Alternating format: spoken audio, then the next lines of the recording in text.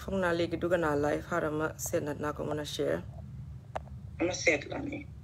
Share to groups, okay.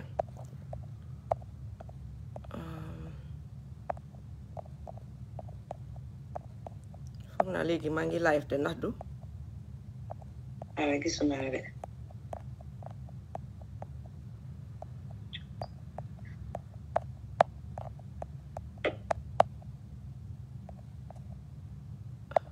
Let's see. ñoom la. Waaw duga nga. Okay. Léegi ngeen baalal ñu dañ doon download WhatsApp bi because xam nañ ne ñu bari ñu ngi Gambia am na ñoo xam ne ñu ngi si Europe bi ñu bëgg a call so dañ doon download WhatsApp bi su fekkee ne da ngeen try pour dugga si Facebook bi mun na ñoo dugga ngeen mun a dugga si WhatsApp bi ak ñu mun a dugga si Facebook mun na ñoo dugga si Facebook bi waaye ñu may Fatmata moom ñu bàyyi Fatmata moom mu continuer ngeen share vidéo yi ñu join ñëpp léegi nii Fatmata yow soo mënee joxe updates yu am tamit because I think few updates happen right before ñu doon génn si yeah waaw Killa Ace la dégg ne moom tam dañ ko téye yeah you know yeah so like I said Juka it's just a pattern pattern la rek li xewoon rek mooy ñëwaat rek mooy dafa mel ni ñu ne lu gaay dee wax rek xale yi ñu ne copy and paste and it's very sad mooy li ma la wax rek ne dafa mel ni président Barrow feel dundut moom dafa disconnected waaw dundut ak lu mu dinoon nit ñi because gis nga time boobu noonu bu mu ne benn bis rek laa dee bëgg mu fàttali ko xam nga mooy lan keroog bi Yaya Jammeh ne du wàccaati du ko bàyyi mu ñëw nekk président ak mu seet ni ñu ko dawalee yóbbu ko Sénégal ak nit ñi niñ taxawee taka seen ndiga bañ nag ba tëdd si suuf ne non ba poos di nga génn kii duga Jammeh yàlla bokk na si li ko yàllaa ko fa génnee de waaye ñun dañ taxaw nit ñi dañ taxaw tam nit ñi dañ taxaw kon fàtte fii xëjut fi Juka fàtte xëju fi xam nga ba pare Gambie dafa nekk dëkk bu nga xam ne dafa naa ñëpp jooy nañ benn wax bi ku taxaw ne président Barrow rek yow ennemi number one la ku taxaw ne Gambie government rek yow ennemi number one la waaye loolu baaxul you always have to be on the side of government look when government def nañ lu baax dañ leen a praise when because gis naa la yow you have done it so many times I've seen other people do it so many times loolu yaaxut sa bugga sa réew nga gis président wala réew mi def lu ñaaw nga wax ko yaaxut bugga sa réew moo tax gis nga façon yi dama si teral waxatuma ci ku ma ci bugga noonu baax na ku ma ci buggut baax na exactly why you know the thing is for me as long as yow toujours rek because xam nga doomi aadama ku nekk mun ngaa am things are subjective mun ngaa am a different perception ne lii la war a demee lii la waaye gis nga man as long as yaa ngi xalaat sa diggante ak yàlla toujours rek buñ koy xalaat rek man I think ne waxuma ne duñ juum de waaye lu ñuy juum du bari waaye unfortunately because tey bu fekkee ne ku nekk xalaat nga sa diggante ak yàlla nañ lañ wax suñ diggante ak yàlla it doesn't matter ndax yow tey jabari Adama nga Barrow nga sax de ndax liñ def Nenneh Frida Gomez is it right or is it wrong su fekkee ndax liñ def tey Flex daan mi nga xam ne journaliste la mu dem jël caméraam dem si biir jël bi foofu noonu di leen laaj lana xew ñu jël ko assault ko dugal ko si biir jël bi ndax is it right ndax is it wrong sa diggante ak yàlla la loolu mooy lan soo tëddee sa njegenaay balaa ngaa nelaw dafa am xalaat yoo war a xalaat asa doomi Adama nga laaj sa boppa nga question sa boppa nga answer sa boppa xalaat yooyu noonu kenn jooju la yow rek la ak yàlla léegi yow loolu mooy toujours moo nekk li nga xam ne moo ñu war a guide foog naa mu ngi si national anthem bi sax lan mooy guide suñu actions yi ñu koy seet Juka gis nga te ñu ngi fayee lu garaaw xam nga mooy lan Flex Dan is a very good journalist yes he's the only one working there in that country moom rek ak few people they don't know his words xamuñ li Flex Dan mun te dafa bàyyi London am foofu noonu liggéeyam bu baax Flex Dan ingénieur la am na degree pour nekk ingénieur waaye daf ko bàyyi mu dem nekk pour def journalist because mu ne moom somehow something mu ngi koo call pour mu dem Gambia mu nekk koo xam ne dina fa def journalism ba pare mu make sure ne muy génnee li nga xam ne loolu la fa ñoom Adama Barrow nekkee ak nguur gi because dafa feel like ne nobody else is gonna be doing it nobody else because moom tukki na gis na aleel gis na fu butam war a em gis na ko dundaw na ko yëpp duna na ko yëpp soo amul daneen lu koo jaaxal si àdduna bi soo mu jël bagaasam gànnaayu dem Gambia loolu dañ ko war a value comme li nga wax Fatma te dañ ko war a value waaye ñun Gambia duñ value loolu duñ ko value because my problem is they don't even know his worth. They don't even know what he can do. Xam nga CNN dikay xam nga lu saak CNN dikay soo xoolee juka you can criticize the government, you can criticize the president, and when you stand in front of them they even want you to ask them a question again. Yep. Loolu parce que ñun every day ñu ne ñu ngi roy ci tubaab bi ñu ngi roy dañ tubaab bi wuñ ci boor parce que tubaab bi lii ak freedom lii yëpp dafa ànd ak xam nga naka dëgga lu bëgg sa réew waaye bëgg sa réew xam nga mooy lan yes sir bañ sa réew xam nga mooy lan no I'm thinking different to what you are thinking no I cannot see the way you are seeing no lañ bañ te no nag foog mu am ci dëkk suñu bëggee dëkk waaye nag bala may fu ma daane si juko xam nga mooy fan Gambien bi tey xoolaat leen seen boppa mi nekk underground xoolaat leen seen boppa bu baax lii la leen nit ñi doon di wax bi ngeen a joxaat président Barrow the second term waxoon nañ leen ne vote leen for the right person don't vote because of boppa don't vote because of xam nga ne waaw def ngeen erreur boobu tey waaye ñan ñoo nekk di pay the price ñi nga xam ne dañ taxawul against président ba ñooñu Yaya Jammeh ñooñu ñooy pay the price tey te ñi nga tax am na ñi maa wax nii tey ñoom mun naa am ñu ngi bokk na Nenneh wala ñu ngi bokk flex daan wala ñu ngi bokk wala ñu ngi bokk kila ace taxaw ngeen votal Barrow de waaye gis ngeen tey dina seen nit dina leen métti te demaguñ fen kañ la woon élection Fatmata yaagut last year gis nga góor waaw yaagut last year gis nga président Barrow first talk bu fa toogoon juka ñëpp gisoon nañ ñun ñëpp tey ñu mere ko wax si moom élect ñu ñëwaat sax xal koo yére maag ne ok parce que génn si na wax ne munut waaye gis nga bii toogam bii wallahi lu Gambien tey la bii nekkut ne danga naan ne we needed him we are desperate wala nga ne yëfi yàlla déedéet ñun la ne yàlla dafay dimbaleel sa bopp ma dimbale la ne leen bàyyi suñu ñaaw téef yi nga xam ne ñu ngi ko def ñu ngi def yu nga xam ne di ko okee ni teg ko ci place suñ paree ne ndogali yàlla la yàlla waxut fii kenn pour ngay def ñaaw téef because su fekkoon yàlla moo koy waxee bisi yomal xiyaam duñ layoo ak yàlla jot nañ dee bu am kon nañ leen xam ne lii is us is down to us is on us Juka is on us. I am not supporting Nenneh because of Nenneh jigéen la. No. I have never done that te loolu duma ko def. Waaye I am supporting Nenneh ak ñeneen ñim àndal yëpp for injustice bi nga xam ne ñu ngi ko dunda for the longest time ever. How many times have this lady and co has been in and out of court? Dafa doy. You are undermining the judge. Dafa doy. You get undermining some system with the law system. You go undermine by doing this, and he is not gonna fix this country. You can. Do come to fix it. Dafa doy. maa ngi jégalu suma wax neexut nag. amul benn problème. waaw wax neexut suma bosan si biir su paree lu ma andi def maa mbét mooy xadi kii parce que mu ma dee jégal maa ngi jégalu wax neexut. xadi dafa pain. wane naa dina waaye juka foog ñu waxee dina. waaw fi mu nekk ñun dama toog fii sax ñu naan neex. xam nga bokk naa si naan ñaan ñi ngeen ñaan président bi bari ñu bàyyi. non su fekkee lu waa leen gëm dëgg. police yi nga xam ne ñoom ñoo jàpp Nenneh. ak ñi jàpp ak ñi ko wër. ak ñi jàpp Killa Ace ak Flex daan. waaw si seen right lañ nekk. ñu ñaanuma leen do what is right. hashtag dafa doy. hashtag dafa doy la ñoo aat si hashtag I am Nenneh bi hashtag dafa doy moom la ñoo defal ñii parce que ñii lii dafa doy lii dafa lu ëpp tuuru lii lan la nii ñi ñooy kan yow ñu jël la teg la fa ñu sanga la ragal la teg la si place bi jox la li nga soxla yëpp ñu teg la si place bi yow xaj boo xam ne yow fële nga jógee nga ñëw ñu jël la teg la si place bi lu tax ñu war a nangu nonsense bii nii Adama Barrow mu ñëwati dañu ko teg di same nonsense bi ñu Yaya Jammeh tegoon pour lan dafa doy waaye waaye su booxuma ñun nguur dafa neex gisuloo dara luy egg te du wàcce gisuloo dara luy wàcce te du eggaat ci kaw léegi nguur dafa neex waaye nañ fàttale ku ne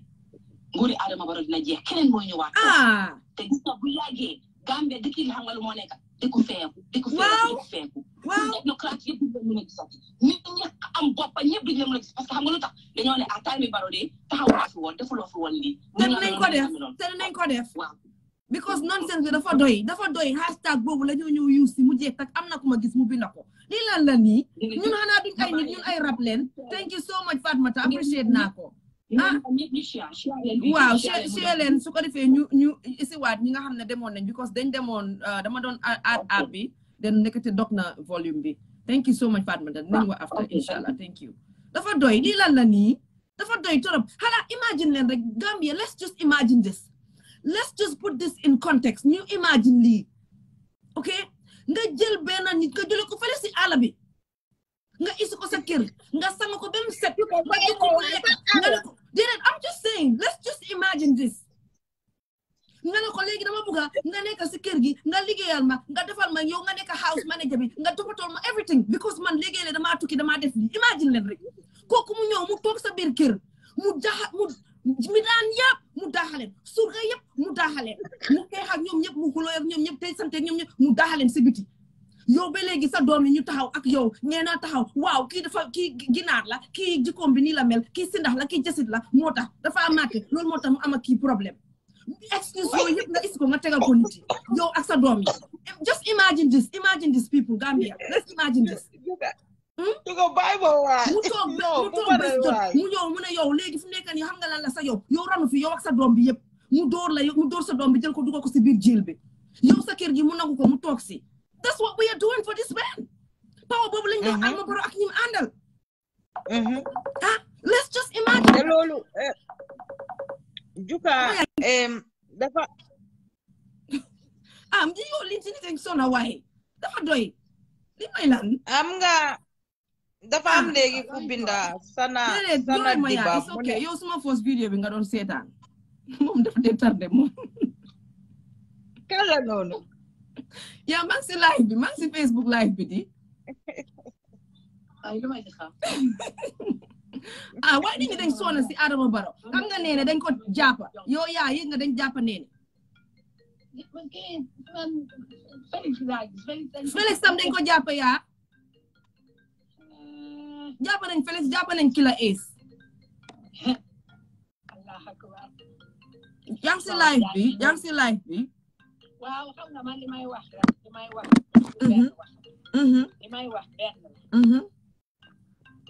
Gambia suñ jikko yi dañ ko seetaan baax na ma yow toogal bu dem fen ma dugal maire bi mu wax bu baax den after yow ñu continuer ko dinaa la dugal yow tamit léegi maa ngi bàyyi message maa ngi bàyyi justice for all Abdou Karim moo génn wax mu ne li muy gis ñemewu ko ma tontu ko ma ne ko Abdou Karim ma ne ko lii fi mu jëm baaxul waxuma ko pour yàq xeli nit waxuma ko pour def nit ñi def lu bon waaye lu baaxul lu jubut nit ku nekk alala moo ko moom soo ko soxlaa seetaan na nga koy jotee ci loxo waaye bu ko jaay doole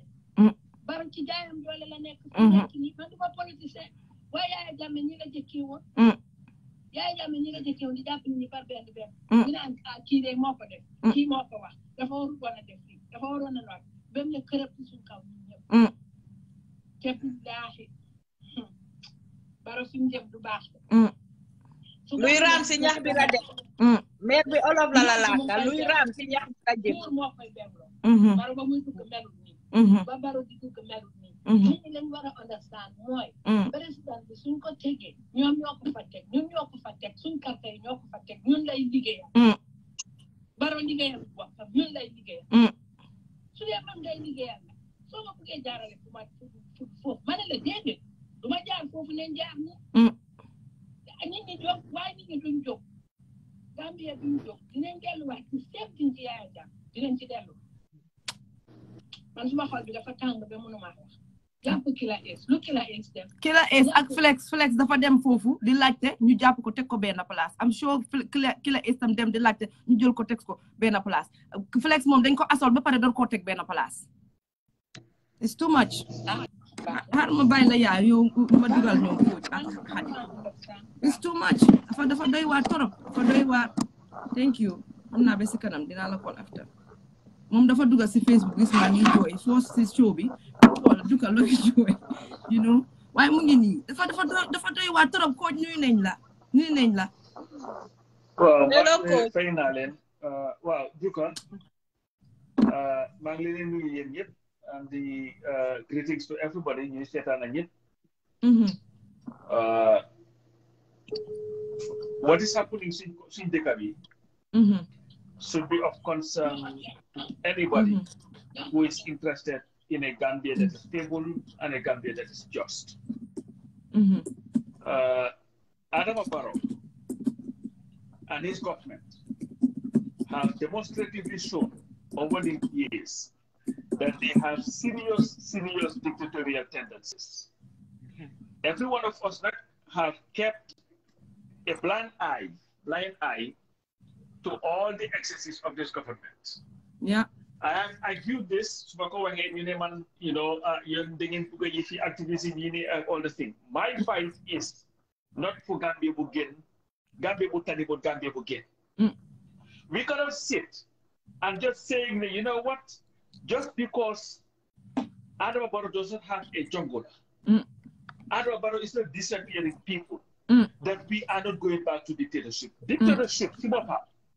is no more than a government that does not respect the constitution that governs it. Thank you. If a government would openly flout the laws of the land,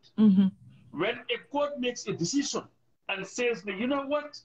the government is wrong, and the government decides to ignore that, the government is acting outside of the law, and when you act outside of the law, you are nothing but a dictator. Because dictatorship is forcing your will on the people by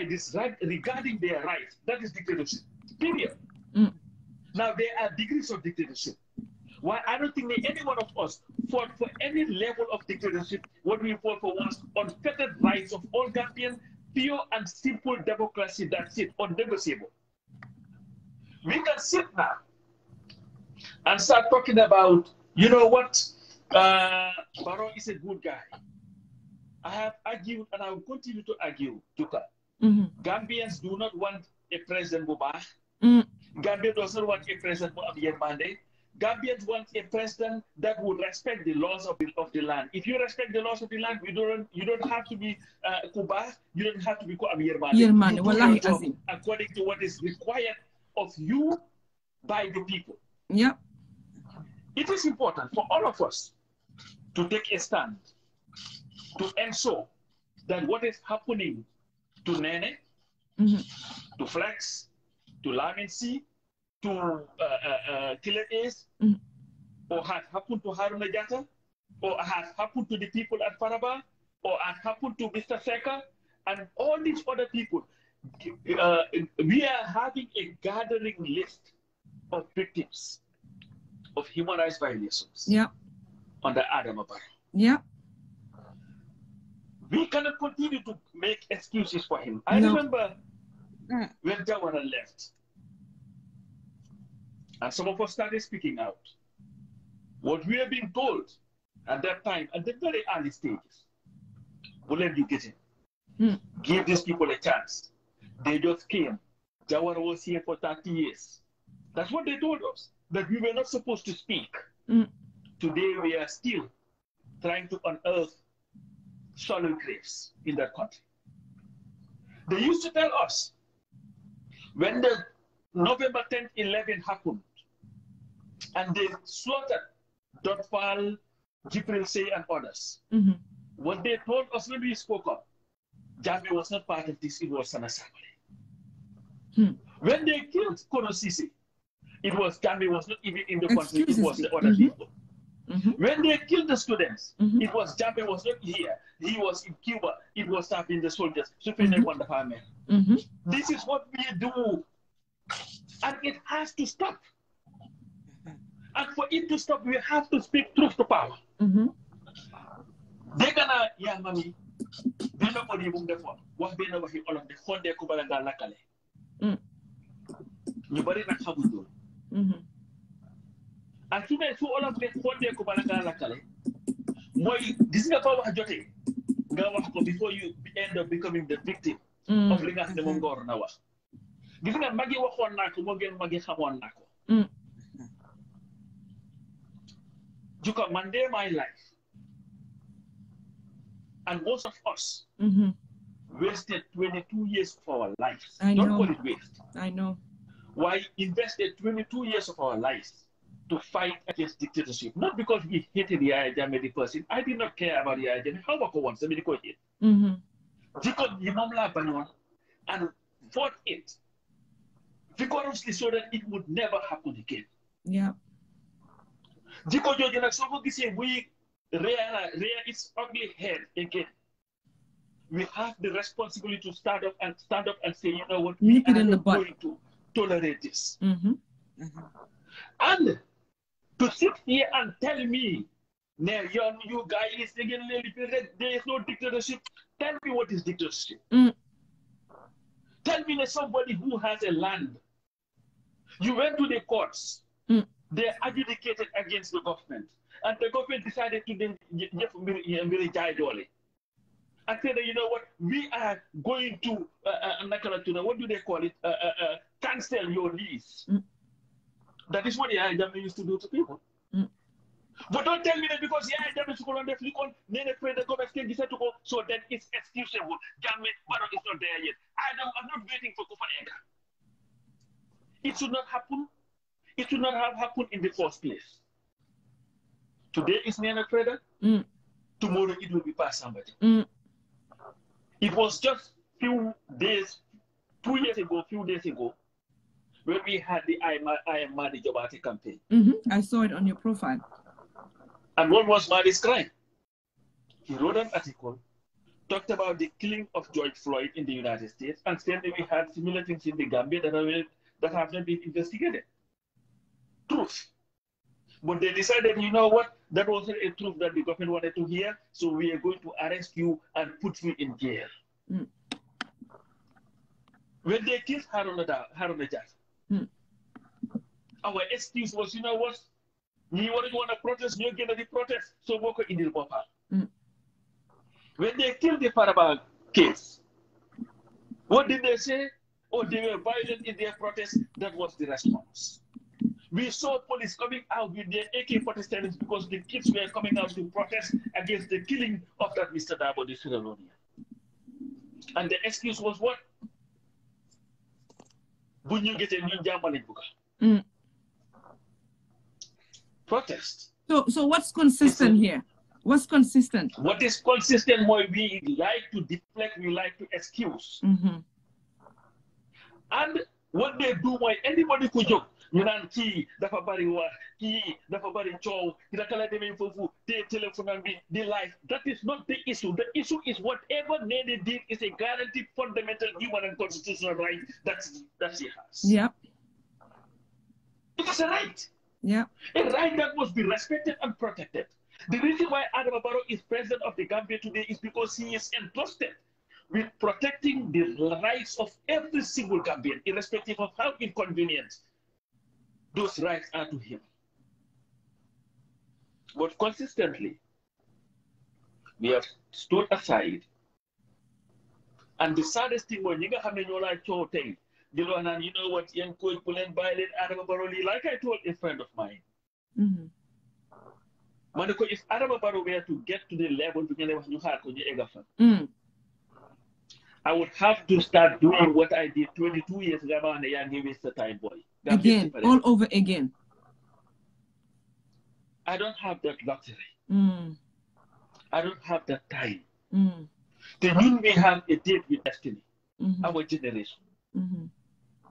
Because our generation and the generation before us had failed the Gambian people. Because if we had spoken when we were supposed to speak, Yaya Jammeh would not have been a dictator. But I think the levels would not have been as high as they are today. And our responsibility as Gambians is to bequeath a Gambia to our children and their children that is more just, more democratic, and more developed than the one that we are encouraging to happen now. Adama Barrow is not a Democrat. If he were a Democrat, he would not sit and allow the abrogation of rights of Gambians. Yeah. And Barrow is not a Democrat. If you are a Democrat, you will be as vindictive as his government appears to be, where anybody who criticizes them, they find a way of shutting you up. That's the true definition of a dictatorship. Yeah. Yeah. So those who believe in Gambia, Project Gambia, those who have conscience must stand up for what is right, irrespective of the peril. Yeah. Otherwise, we will live to regret it. Thank you very much, everybody. Thank you, brother coach. Xam nga yow moom suma oncle yow dugg rek yow yaay inspiration bi yëpp foo dugg rek foog ñu bàyyi la nga wax ba daaneel nga wax dëgg yàlla parce que sa dunda am na njëriñ si Gambia yow yaa ñu jox courage bi ñun ñu bari woon ñu ne is possible te Adama Barrow dinañ ko wan ne ko is possible su fekkee ne dafa foog ne dina mun a toog mu def fa li fa Yaya Jammeh defoon dinañ ko wan ne ko is possible moom tam ñu génne ko fa tegee ko boor seppi ko ni ñebe bu ñorul si cin rek mu jeex tak mu abal. Yeah. Well, thank you guys so very much. Keep it up. Thank you, Uncle. And let's just focus on the issues and do what we're supposed to do for our country.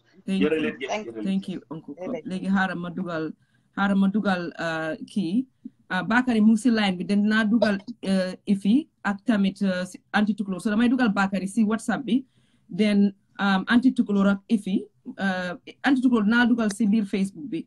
Ifi dinaa la dugal si WhatsApp bi su Bakary tegee rek Hadi yow mën nga xaar même a few minutes ñu dugal ñi Bakary yaa ngi ñoo dégg maa leen dégg kañ waaw nuyu nañ la ma dugal anti tukulóor fii si WhatsApp bi si Facebook bi bismillah rek Juka ak Hadi fay nañ la ak suma brother bu fa jógee ni coach Pachamba nuyu naa ko dégg la fay nañ la donc il follow programme bi bu nga commencé ma di Brescia sila ko sia then after my send la in the order ko to tamit no mene in ko sia si any forum muy political forum any WhatsApp forum mo da ma send na ko sa lively because yung ko sia to political forum wa tay lu ne ka tay Gambia tay yefi politique mom en ko je ñu tege ko bo politique waaw because num bon ñene dinañ ko political size ñu ande xam opposition na opposition wa ñu teew ñu ñëw liggéey tey mooy Gambia leen gis Juba Gambia leen gis lu dal Nenneh xam nga depuis two weeks ago ñu ko wax fii maanaam ñu nga dañ am plateforme comme machine plateforme ko kam ni am ñoom ko leneen ñëw ñu ñëpp ñu yuuxandoo ñu jooyandoo jàppalante yuuxandoo lii dafa stop waaye suñu ne dafa faralal Nenneh ko sunam la Bakary Ndiaye fele non lii suñu problème la gis nga dictatorship bi nii la dee ñëwee Juga nii la moo commencé boo leen bàyyi xel bu baax a baax Yaya Jammeh nii la fi commencé woon journaliste yi la opposition yi la ñële la ñu ne waaw moo UDP la moo sosé moo ñii la bàyyi leen foofu waaye bu ñu demee ba ñun ñëpp lool si ñu ne ñu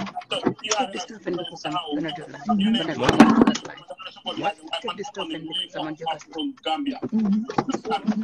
boobu Yaya Jammeh daf ñu jëloon notañu to do correct information. Understand ngeen? Because lu tax du am correct information bu WhatsApp bi kenn sax dafa dem dugal ay GPS ay lifin bi xam nga so affaire si dafa difficult si ñun bi pare doo seetaan GRTS donc doo seetaan beneen lifin bu nga xam ne daf la motivé ubbi sa bot bi loolu passé nañ ko te yéen a am plateforme ñun si WhatsApp bi man dëgg WhatsApp bi laa dee yëngatu bu baax foofu laa dee mën a seen message yi moo tax ma seen la message bu nga xamante ne loolu sax lii pour ñu ñëpp ñu joyandoo li nekkul yëfi UDP nekkul yëfi doole nekkul yëfi kii lii Adama Barrow daf ñu bugg a noota di jël suñu raay bi di ko siis understand ngeen lii moo nekk loolu lii yëpp ñun ñëw di tey fekk ni ci tey dafa Nenneh di am justice am ne leen nit ñu wax boo jógee guddi nga taal sa téléphone bi mutual suñ ñii di nelaw ñii di jóg ñun ñëpp demandoor fu mu bàyyee kenn ñun ñëpp ñu jàppa seen door dinañ def loolu broda parce que duñ toog ñu seetaan ñu bàyyi li nga xam ne loolu la ñu Yaya Jammeh defoon gi ñi defati ko will be very stupid pour ñu bàyyi loolu noonu amati Gambia will be very very very dumb billahi wallahi suñ toogee yaa Adama Barrow ak nguuram gi ñu defaat ñu the same thing lu ñu Yaya Jammeh defoon nañ lañ imagine rek loolu noonu the same thing te ñu am opportunité pour stop ko ñu toog ñu nanguwaat mu ñu def ko kon ñun duñ nit kon ñun rabi sa Adama Barrow mo Suma constant depuis touring para ni ñu ne waa opposition dem attaque para den lifin depuis boobu la start di tester ba léegi mu ngi ñëw waaw mu ñoo test waaye filam ñoo fekka thank you Bakary thank you jërëjëf duñ ko wax yëpp em jeex wallahi thank you so much as always appreciate naa ko because moom tam suñu ma message ci WhatsApp bi si la bokk foog naa di ma laaj ndax gis naa li xew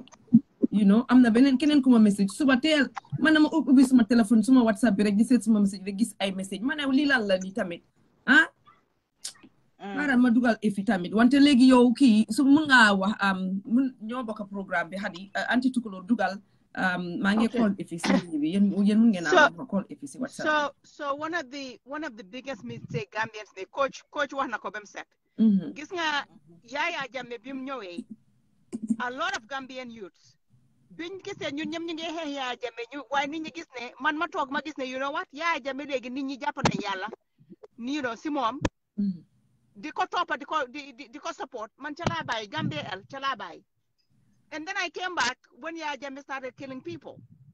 so it's not like we haven't learned our lessons when it comes to Gambian dictatorship we have seen the signs for many since Adama Barrow bi mu ñëwee bente we have seen the signs waaye Gambien si naan may leen ko soo toogee ñu ne yéen a bëgg a tàkka dëkk bi guess what ñun bi nga xam ne ñooy toog di xeex noteeli Gambia ñun ñoo bëgg a dëkk bi dem fi nga xam ne fa la dëkk bi war a dem soo gisee nit ñi jóg xeex Yaya Jammeh pour li am tey bu mu fa amati flex daan ku ko gën a am discipline amut man léegi laa gis léegi laa gis nga bind ne flex tamit flex ku ko gën a am integrity ku ko gën a am discipline amut why Flex has been investigating this and he wrote a brilliant thing man si yoon bi laa nekka so ma gis Flex lim bi na ma ne waaw so gis nga loolu Flex lim bi na noonu xam nga de gars yi dañ nekk social media security forces yi just like time NIA bi they are on social media Omar Wali looloo tax gars yi boole Omar Wali si Ibrahima Silla because dañ dem gis Omar Wali lim bi na si personal page am bi ñu dem security sector bi ñu dem report ko si because I know this for a fact because I called Ibrahim and asked him about this yaa ngi maa dégg so léegi gars yi ñu dem so that's what they do they watch what we do and they go report people to the government man nag Yaya Jammeh lañ ragalut yow juka si sa sakana Adama Barrow ak min sanga ragal ko mu nekk ganaar yi daw si mbedd yi ñu jël ko sanga ko ragal ko sukk ko dugal ko si palais bi jox ko xaftaan ne ko acca jiite ñu tey mu ne dina yab nit ñi duñ ko fi nangu dafa doy Adama Barrow li moo sansees li moo solo sax to clean up himself it came from us Juka Cissé you are witness to that bàyyi ma fàttali loolu yow tam doo fàttali jàmm mu bàyyi ma fàttali loolu so yow gis nga puru Adama Barrow moo toog fii nii time bi mu winee lifin bi election bi mu ne Gambians on social media thank you very much for supporting me thank you very much amul lum ñu tagut tey nag bam toogee di def li Yaya Jammeh di def social media ñooy di worst enemy of Adama Barrow kon nga xam ne kii pro la goo xam ne du gërëm ñami daaw déedéet du ko def te yéen Gambians yi toog ne laalul suma mbokk du ma jóg gis nga ñun struggle bi dëgër boppa ak bugga réew moo ñu dugal yow soo toogee tey nag yow nga ne sa suma mbokk laaluñ ko Nenneh is somebody koo xam ne sa yëfi Nenneh neexuma Flex daan dafa bari affaire daf dee nekk di report Gambians instead of fighting for the rights of people we find excuses as to why we are not going to do something Juka Cissé saa yuñ jàppee Nenneh gis nga guys dañoo be the first time bi fii lañ ko they are trying to frustrate this woman wow they are trying to frustrate her why guy li dal guy mooy ne dañ tasee koo xam ne moo leen gën a dëgër tuun because what they are doing right now is trying to frustrate the woman te gis nga soo nekkee saka jigéen Juka Cissé jigéen soo fii leen yaa ngi si sa dëgga suñ la ree sax di nga taxaw sa dëgga thank you so Adama Barrow nguuram gii nii coach ni mu ko waxee gis nga man soo gisee Juka Cissé man ma bëgg a coach si suma xol nopp ko si suma xol coach nekk ni nit koo xam ne he has been consistent coach fa mu nekkoon jógul fa gis nga yaa ngi gis maa ngi ko binda barka demba suma wol bi Aïssatou Touré mu ne she is returning to activism you never leave activism if you're an activist you keep your ass in there and continue being an activist is an activist every day so gisee forever nga katali natel la ko toog waxut si lii kon yow Gambia ñorut la because yow sa self interest moom nga toppa li dal Nenneh li dal Lamin si li dal keneen ak keneen suñ toogee waxuñ ko kon ñun duñ gis nga doomi réew bu baax mooy di nga you will fight for stuff that nobody wants to fight for. You will fight the difficult fight. Te ñun xeex nañ xeexi Yaya Jammeh bi ñëpp xamee nañu ko Adama Barrow is nothing because ñun ñoo ko fa taaj. ñun ñoo taaj Adama Barrow. ñoo ko fa teg de muy liggéeyal soo gisee gis nga mbila mi fa nekk nii suñ mbila la te mbila bi niñ ko fa taajee noonu lañ ko faa génnee Adama Barrow dinañ ko fa génnee. Not second time for Barrow. Not third time for Barrow because the second time he stole it. Not third time for Barrow. Gis nga Adama Barrow man fi ma génnee si moom bam fenee mu ne 3 years mu ne moom businessman la mu nga dellu si business am bi after 3 years mu nga dem Adama Barrow toog biiram bi di rëy Adama Barrow tey Yaya Jammeh daf daan toog Gambia government di ko dundal Adama Barrow ñëw bañ a wecci loolu Adama Barrow Gambia government di ko fay allowance ak yëpp benn tey Gambia government di ko dundal soo demee State House bor bu seen ñu togg añ staff ak ñëpp the average naka civil servant does not have that luxury te Adama Barrow mu toog mu ne moom he is here for change Adama Barrow if anything is part of the status quo Adama Barrow is continuing where Yaya Jammeh left off ñu ngi wax Adama Barrow maa ngi waxal Adama Barrow maa ngi ko wax ne moom su fekkee ne moom fii laa toog mu fene dina toog liggéey lifin mu oppress nit ñi kon Yaya Jammeh comme Yaya Jammeh duñ ko fi nangu tey duñ ko fi nangu tey duñ ko fi nangu ëllëg so anyway ma bàyyi la because suma xale bi gis na ma mu ñëw daw si thank you Auntie Tukulóor dañoo bàyyi liggéey 247 ñun free internet la jàmm dañoo bàyyi liggéey toog 247 ñu ko tàccu bàyyi ko rek Juka, thank you for doing this because you have not stopped, you have not relented. Lu xew nga jóg. Thank you. Because lii la activism is a craft. It's a system that is there every day. Activism doesn't die. It stays with you until we get the peace and democracy we fought for. Until we dina la jaral sax ay sa turé su fekkee ne moom activiste dëgga la. waroon na koo jaral sax at some point su gisee Barrow ni moo doxalee ak nitam yi mu resign mu abal leen fa noonu la true activiste di def noonu la nit ku baax di def noonu la nit ku am gor ku am jom di def waaye doo toog bañ la daaxa nga enu sa wolis ak say suitcase ak say bagage nga génn ne waaw baaxul lii la du ko defee génn fa léeg def nonsense boobu duñ ko fi nanguwaat daloon nañu bari si affaire Yaya Jammeh waaye nonsense boobu duñ ko fi nanguwaat parce que yéen ñëpp am ngeen the right now am ngeen the time and the privilege right now soo leen gisee Adama Barrow muy def lu bon ak nitam yi ngeen na ko bàyyil su ko bàyyiwutee ngeen na ko ñu ngi resign ñu laa abal ak sa nguur gi lii xamuñ ko mu dem gis ñeneen ñu bon ñu ànd waaye yow fekk sa wuy rafet na lii mooy lan moom sa rabasin di xel boobu leen moo jaa toog ñun ci diaspora bi xanaa xamuloo loolu mooy de wax bu leen faale ñii dañ am problème bul faale diaspora bi tey nga dem nga lekk mu sa buudaa ke naan sa ndox ba nga giix nga ñëw ne yow ñun dañu may sa équipe mu duga kii daf ñu bëgg a yeb Auntie Tukulóor thank you jërëjëf thank you waaye lii mooy lan nonsense bi kenn daf ko fee nangu sister yow ñii dañ bon waay ñii duñ nit ñu baaxee ma ne ko paase bon maa ngi lay bu baax waay fay nañ la sister ifi ñu am déglu yëpp maa ngi jégalu ci voice bi am naa ñi ma jege sa dëgg buñ déggee ma wax sa dinañ jaaxle ndik sama yaram bi neexul ndeysaan massa waaye dafa am loo xam ne jukaar ñun ñëpp nekk juddu Gambia buñ gisee yéen yi dem buñ jógut wax ci bon ñun tam dañ nekk part of the problem. Thank you. ku ci mel ni yow ñu ngi laa gërëm di la sant ndik dëkk bi ñëpp xam ne kenn amul jot te yow bi nga dooree ba tey you are so consistent yow ko Tukulóor si ak ñeneen ñu ma xamut. dëgg ñu ñoo ko bokk. muy man muy nguur gi muy ku mun di doon ku ci jaarut yoon di ngeen génn wax lii dëgg waslu ci seen aate loolu la doomi réew bu baax di def. Gambia nag xaaral ma dooree rek ci Aïssatou Touré kooku sax dama ko baan into peace bi ma koo baan sax dafa yaaga ndik waaw kooku dama ko burgal présil laa ko def ndik moom bi moo def lu bon ñun def nañu lu bon yoo xam ne ba su ma tanee ba génn Facebook ba wax ko ñu bari dinañ daf seen gémmiñ yi mu toog ba léegi ne ñun la yàpp ne dafa nekk activiste yow bi nga génnee léegi bu amee ci weer mbaa ñaari weer ci la am soo danga ma bëgg a wax ne li tax nga bëgg a nekk activiste yaa ngi ko door a gis léegi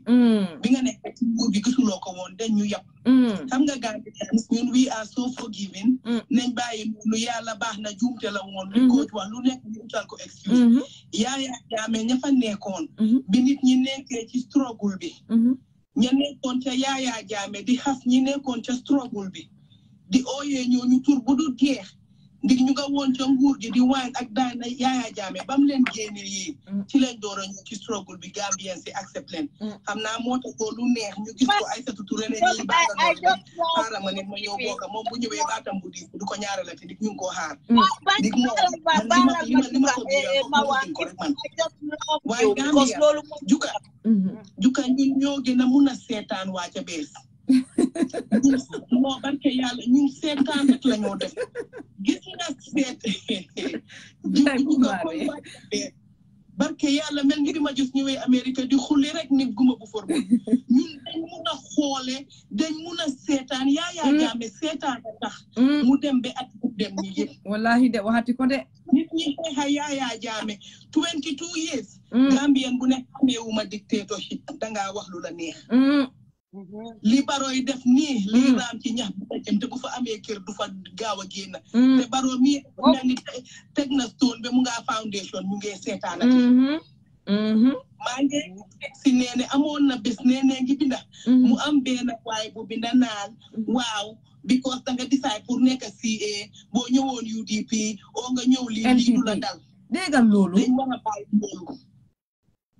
dañ war a bàyyi loolu lii du mbiri politique gis nga nit balaa ngaa nekk nit ku baax nga nekk NPP nga gis ne dañ def lu bon nga génn a taxaw ne li ngeen def dafa bon c'est la respect waaw Nenneh li coach wax xoo denku balaa ngaa lakkale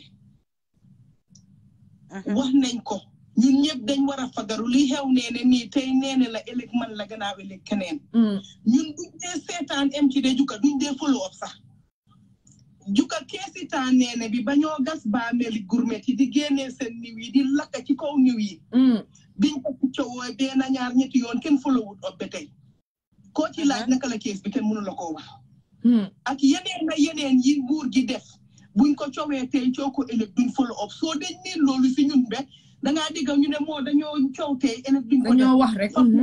waaw dañoo wax rek jeex na dañoo boote maate di anti tukulóor si wax na nag ñu tasee nag ku wow lu bon ku mel ni Nenneh nag mu di leen def hard time buñ jàppee tey suba mu delluwaat yow naka la ko di dogalee li moo dogal nguur gi te aw wax leneen yow Aïssatou Touré balaa ngaa ne dangaa activiste génnal wax ci li ne Barrow nguur loo bi dafa dogal waaw du activiste rek nga bëgg a def na génn a wax waaw ñoom Henry Gomez ñi nga xam ne ñu ngi wax mel ni ku won a rajo ñuy bax ni sugeeri kaafut ak ñoom Amat Ba nañ génn a wax ci lii bu dee dëgg rek moo leen fa tax toog waaw daxi ni puuj paajak waxi ñora dee waxi dof def sa boppa dof ay mbokkaam dañ ma bàyyi ndik ay mbokkaam yëpp suma xarit lañ dama mel ni famille si ñoom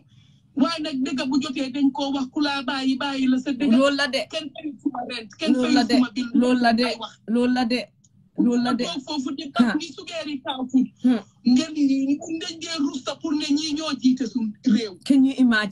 can you imagine Gambia nañ leen am ngor nañ leen ñu wax dëgga nii du leen pour bokkaa Nenneh nii du leen pour bokkaa Nenneh diine Nenneh nii du pour nekk nii du leen pour xam Nenneh waaw fii génn nañ démonstrer fii ci mbuuru bu seera yeneen lii dafa oote woon tey pour Gambien génn maaj na bàyyi doomi Gambie wallahi lii dafa oote woon tey pour démonstration nit ñi génn liñ ko def is very unfair you don't have to like Nenneh you don't have to know Nenneh Gambian la doomi jàmbur la te def na lu bari Gambia loo xam ne suma maas gi defuma ko mu ngi def yu bari ci ron di xeexal nit ñi yeneen keesitaa Nenneh bii Nenneh dem na ci code besoona te ñu bari xamuñ ko te xaalisam la spend ak patriotic citizen nii pour mel ni ifi ñaasi lu ma def ñëw ci Facebook bi mel ni jooloo li nettali ko fa mu ngi def lu mu wax dañ leen wat Gambia nañ leen am ngor ak flex daan dafa liggéey flex daan dafa bàyyi bagaasam dafa bàyyi soxlaam lii rafet na ci ñi nga xam ne keroog ba Gambia soxlee di xeex yaaya Gambia has decided ñi ñoo defaroon t-shirt yi taxaw di ko joxe ah moo ko gisee ñee na ñuy taskila is ma ne Gambia nañ leen am ngor amul ngor duñ ñiti dara nañ leen am ngor xoolañ man dama dee waaru maa ngi am ci voice mail yoo xam ne bu ma ko fi play woon àdduna tukki ñoo xam ne ñoo ma daan ko naan ma Barrow du nit munul dara du gën a fii bi ma toogee ba gis ñooñu di support Barrow may leen what change pour wan la ne nit ñi amuñ ngor dafa man saade ma ne ñooñu dañ jaay seen ngor kenn du ko jaay ngor dafa neex juka boo ko amee doo ko jaay ñooñu seen ko am opportuniste lañ dañ doon di seet ne dinañ am place su nekk buñ amul place ñoom ñëpp delluwaat nañ seen pax yi toog nit ñi nañ leen déggu dañ war a change suñu attitude de ñun as Gambians nit ñi nekk nañ naan nañ tukki nañ génn nañ télé te xamuñ Barrow te nit ñi bay doon wéyee ba sax sikim mun na koo continuer ba xëy dee nit ñi nañ am ngor nañ nekk nit koo xam ne yëfi dëgg lañ ñii toppa Barrow ambiance la leen ko tax a toppa ambiance ak luñ dugal seen poos waaw ambiance la ko na nguur ambiance la te lii is very sad boo demee ba jël sa life fii doomi dëkka di ko jëndee ambiance di ko jëndee may nañ ma ticket xaaral ma dem attend inauguration xaaral ñu dem State House seeti Fosteri boo leen demee ba di ko jëndee seen doomi réew seen future réew man Gambia xaw ma ñun ci ban façon yi Gambia lañ nekk lii dafa xalaat nga gis ay journaliste war a binda nekku leen di binda bi ngeen a nekk journaliste ana Barrow ay waay nit ñu gom leen yàlla moo leen yor Barrow yorewu leen binda leen binda bi ñu fal leen lii mbaatu dara waaye dangaa gis nit taxaw naan man kenn duma yaaxal suma ambiance Gambia ba nga ambiance ana Barrow ambiance fii lay liggéey suma ñaari overtime dina ticket dem Banjul ambiance nii duma Barrow yow Barrow li nga war a def corruption baa ngi taxaw ak yeneen human rights violation yi nga ne da nga jël Barrow sa ñaari tànki càmmoñ ne da nga jël bale ne yow yaay bale Banjul ñàkk fay yow yaa war a bale Banjul te nga war a dem bale ji State House boobu noonu nga xam ne golo yee gong yëpp a nga fa toog di def mbóot yeeg si ndax yëpp a nga fa toog Fodé mun ngaa pour wan la yëfi bon yi moo def gis nga politique Barrow mi fu mu nekk nag dugal nañ ci boppam bi fu mu nekk ci politique laa dundee mayoral baa ngee ñëw ba kanam la ci teg na mu jël ñaari tànki càmmoñam yooyu dem ne dafa bale pour undermine Rohilo bu ko defee Gambia ak gis leen ma dama down to add gis leen ma waaw manipulative tactics yooyu noonu pour wanda nañu eewuwuñ waaw daf leen a nax nii pour karta boo balee Banjul kañ boo paree dem Serekunda nga continuer rek ba koy na bu dee yow looloo tax ñu teg la fa du ko defee moom ñu mun koo dindi ci président bi ñu jox ko meeyoo dem liggéey meeyoo ko gënal mu abal ñu rek keneen toog gis neen ma waaye mu tey garaaw di président bi boo ko jël ñëwuta mañuwal ñu muñal la fo na di nga teg ñu mun sa boor nit ki if you are incompetent nga jël ñoo xam ne dañ compétent teg leen sa boor su yàggee di nga ok waaw sana saxaaya sa ñaaka mun sa du lii waaye Barrow mooy student yooyu nekk ci school nga xam ne di nga door ba sooda 2+2 ñu ne la infil di nga door ba sooda lu dugga ci boppa bi du génn dara du dugga dafa dangaa mel ni kuy door ab brick wall dara nekkul ci dugga dafa doy waade te ñu deelu ñaata at la Barrow toog ba léegi 6 su nekk ñu ngay jëmal 7 ndax kan la war a mun yoon Gambia Barrow woon nañu ne muñu 4-5 years mu ñëwaat naxaat ñu joxaat ko suñu carte yi wallahi te comme lu soppante boobu noonu wax awa yaay maa ngi ko nuyu bu baax waaye mistake ko dafa am lu mu wax te loolu mooy lu bari lu ñu indil ci problème biñ nekk nii comme nim ne boo gisee ma saanil Barrow bugguma yeneen parti yooyu toog nit dañu doon saaga du gën a fi génn moom loolu la wax man nga man dama fel la man dégguma sa dégg mun naa am maajuum waaye dafa mel ni loolu la ma suma noppa may waaye man dama ne let's say for exemple UDP duma leen saanil Halifa Sallah fi Mama Kandeh fi ñeneen fi because man xam naa ne ñu doon taxaw ñëpp ñoo gënoon Barrow waaw la ñu naan waaw yéen dina ko votal li leen a wax la gis nga ñun bu Mbambu taxawoon sax dañ ko doon votal pour Yaya ndig liñ dina ci Yaya dafa doyoon du ma ne mistake la du sun mistake sax de we were frustrated te dañ doon sun peace anything rek other than Jammeh waaw thank you so loolu ko doon benn mistake ñun ñoo ko def because dañ soxloon Jammeh Jammeh lañ bëggoon suñ journaliste yi nañ jóg ñu binda nañ leen bàyyi diñ nekkee waa nañ leen bàyyi dogo mar lu bon bi mbaa du dara dara la de ñun baa ngi jaamale du jaama de ñun man xam ban lan lañ def yàlla ñun tamit xalaku nañ de ah dafa am luñ def yàlla Allah yow ñaata at ñaar fukki at loolu dafa yàgg de 20 years yow sa at yi boo si génnee 20 years lu see dos du bari 22 years ñu teg la benn place tëj la ñun Gambien du ñoo laan man barka dem boo njaay la fi TRRC bi jógee waaye nag police yaa ay ndem ñi nga xam ne ñoo ñëw TRRC nangu ne ñoom ñoo rey ñoom ñoo am place di dox ci dëkk bi di free di am liggéey ñii ñoo ay di brutalize nit ñi nii ba tey because xam nañ ne dara du ci génn yow police bañ ne nga protect ak safeguard freedom yi nit ñi nga maintain public order ak safety yéen loolu mooy seen liggéey waaye yéen nekku leen di def loolu ngeen jàpp nit ñi di leen doon mel ni ku seetaanu TRRC bi waaye TRRC bi sax buñ cee bees sax dafa tax ñi gën a raakaaju ndem ñu doon nit ñi ñoo free ni ñu rey nit waaw because ñoom because government yi Barrow bi naruñ fa lu baax loolu rek la is the same thing naruñ fa lu baax so they don't care lan moo xewoon bu ñoo tegal kenn justice may wax kii borom kanami kees yi kenn xamul lu muy nduru xam ngeen ki may wax teddul kii ku sant Diallo justice minister bi amul lu muy wax mu toog mu ne moom ñu ne ñoom amuñ xaalis pour affaire yi TRRC wala white paper bi lu fa nekk pour ñu implement ko o pour ñu dem court pour victimes yi amuñ xaalis pour loolu waaye ñu ngi am xaalis di jël 87 millions yi di si toog di tabax seen kër yi di tabax mansion yi loolu am nañ xaalis pour loolu it's nonsense bàyyi leen waaye axi nit ñi buñ leen jàppee axi nit ñi buñ leen jaaxee du baax si ñoom thank you so much sister Ifi ma may ñi nen ñuy dugal thank you jërëjëf sa voice am na njëriñ thank you so much ñu wax sister Ifi jërëjëf parce que am na njëriñ ñun ñëpp ñu dugal ñu wax suñ voice yi ñu wax li nga xam ne moo ñu naxadi du nekk man kenn wala xadi kinte waaye ñëpp ñu dugal ñu wax because yaa ule yow moom da nga dee later yëg li xew mu ngi ni di ma WhatsApp naan ma Nenneh and co arrest Nenneh arrest nañ ko ba bàyyi ko léegi ki la es dañ jël ñu teg ko ak kii nii kii journalist bi flex daan ñooñu leen jël ñu teg leen place te ñoo doon defar t-shirt yi di wax ne Gambia has decided man loolu moo dee métti si gora di Barrow bi ak ñum àndal ñoom nee da Freedom Commerce ñoom ki la es ñoom flex daan ñoo daan defar t-shirt yi di ko jox xale yi for free the Gambia has decided yow nga daw dem Sénégal ñu yóbbu la fa teg la fa di la garde Ifi dafa am man moo tax gars yi de woon ne xadi moom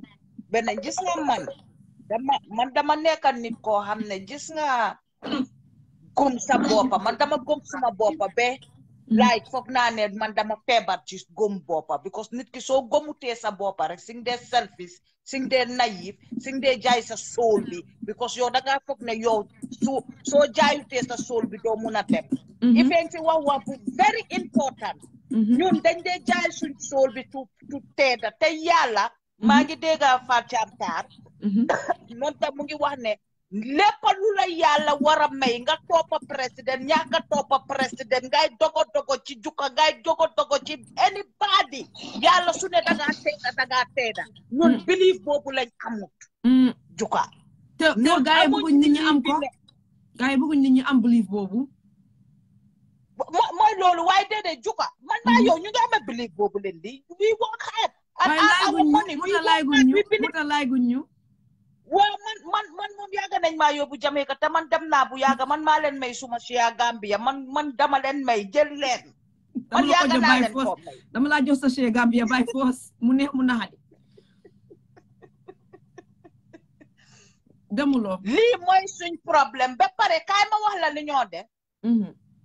te yow soo jaalee to the other side yow comme tey nga génn dem to the other side yow danga bëgg nit ñi believe what is in the other side dañu wan ne other side boobu is nice man ma toog am suma xalaat am suma gisin amee suma mindset man li ma gis ak yow dafa different yow juka nga war a toog ne ma yow si side bi nga nekk dafa baax hell no boobu dinaa xeex ba rey suma boppa boobu I believe in those things ne man dama gom suma boppa man kenn mënul pas manipuler te dama ko dee wax li ma gis na gis nga lu bon juka nañ bàyyi selfish bi lu bon la nice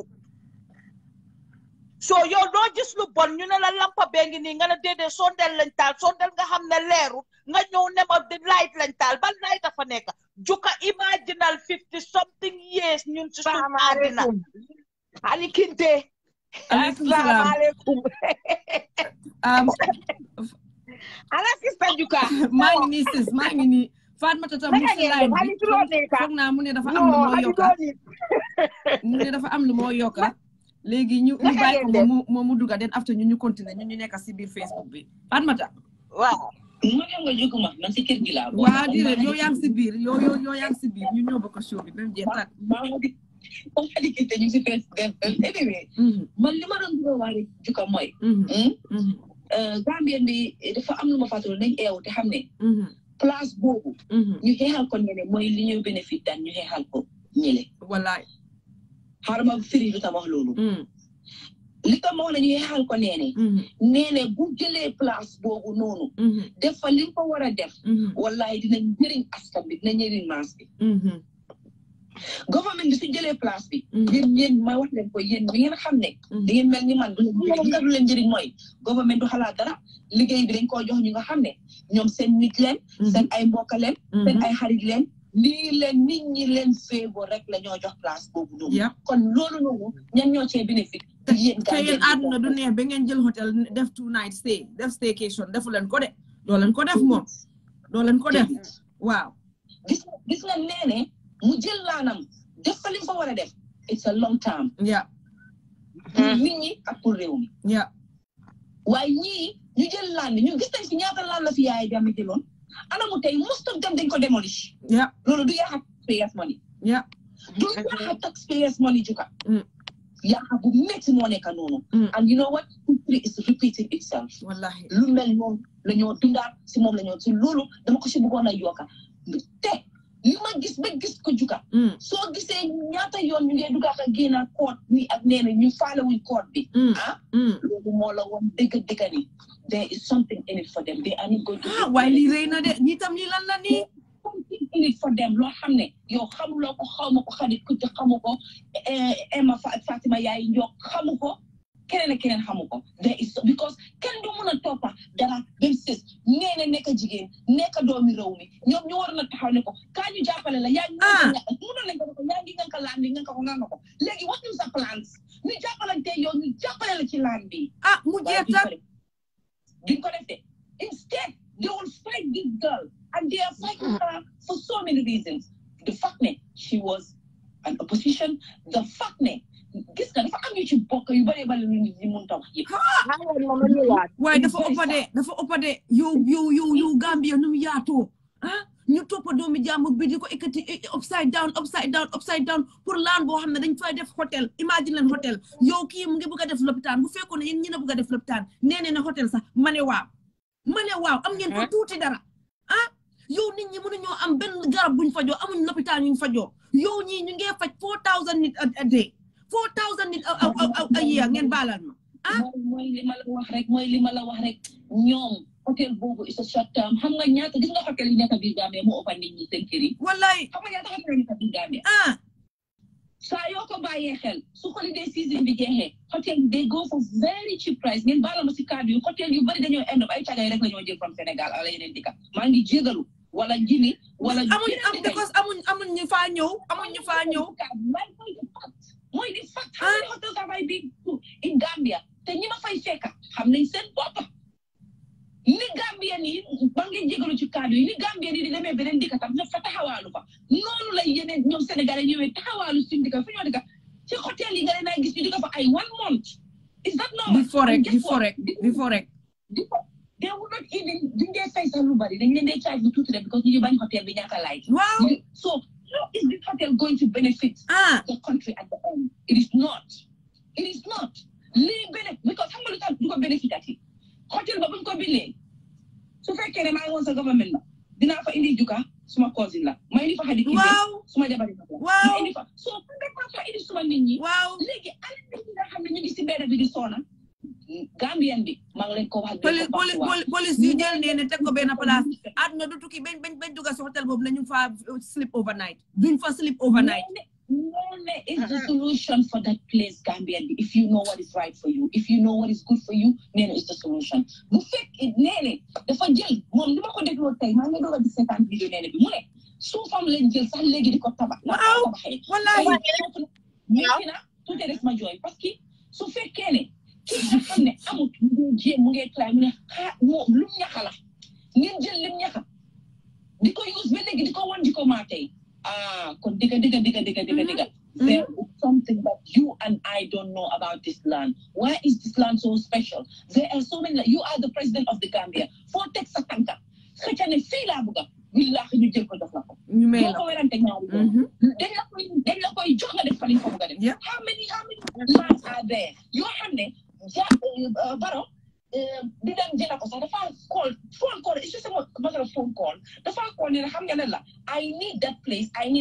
if you will give it to him, because he's the president of the country. He have a business plan, he knows what he wants to do there. But Nenneh, the likes of Nenneh, they would struggle to get a land like that.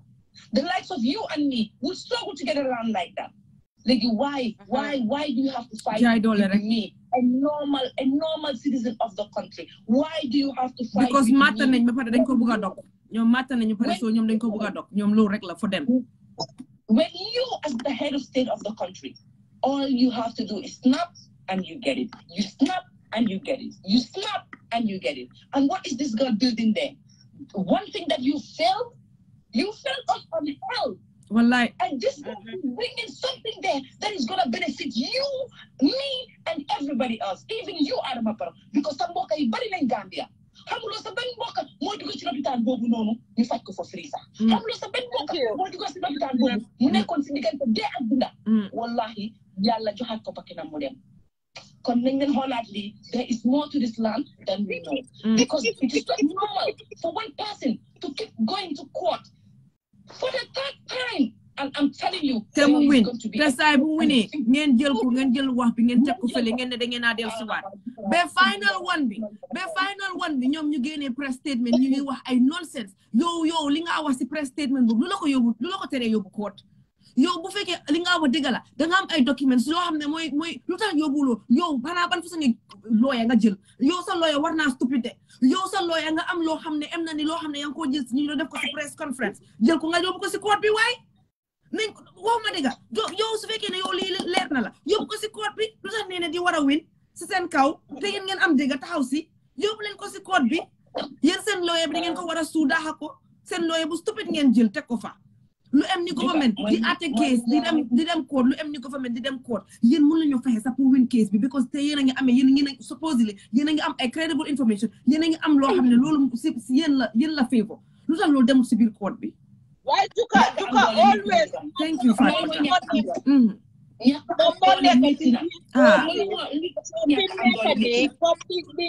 Hold on, Hadi. Fatma Daniel. Hold on, Hadi.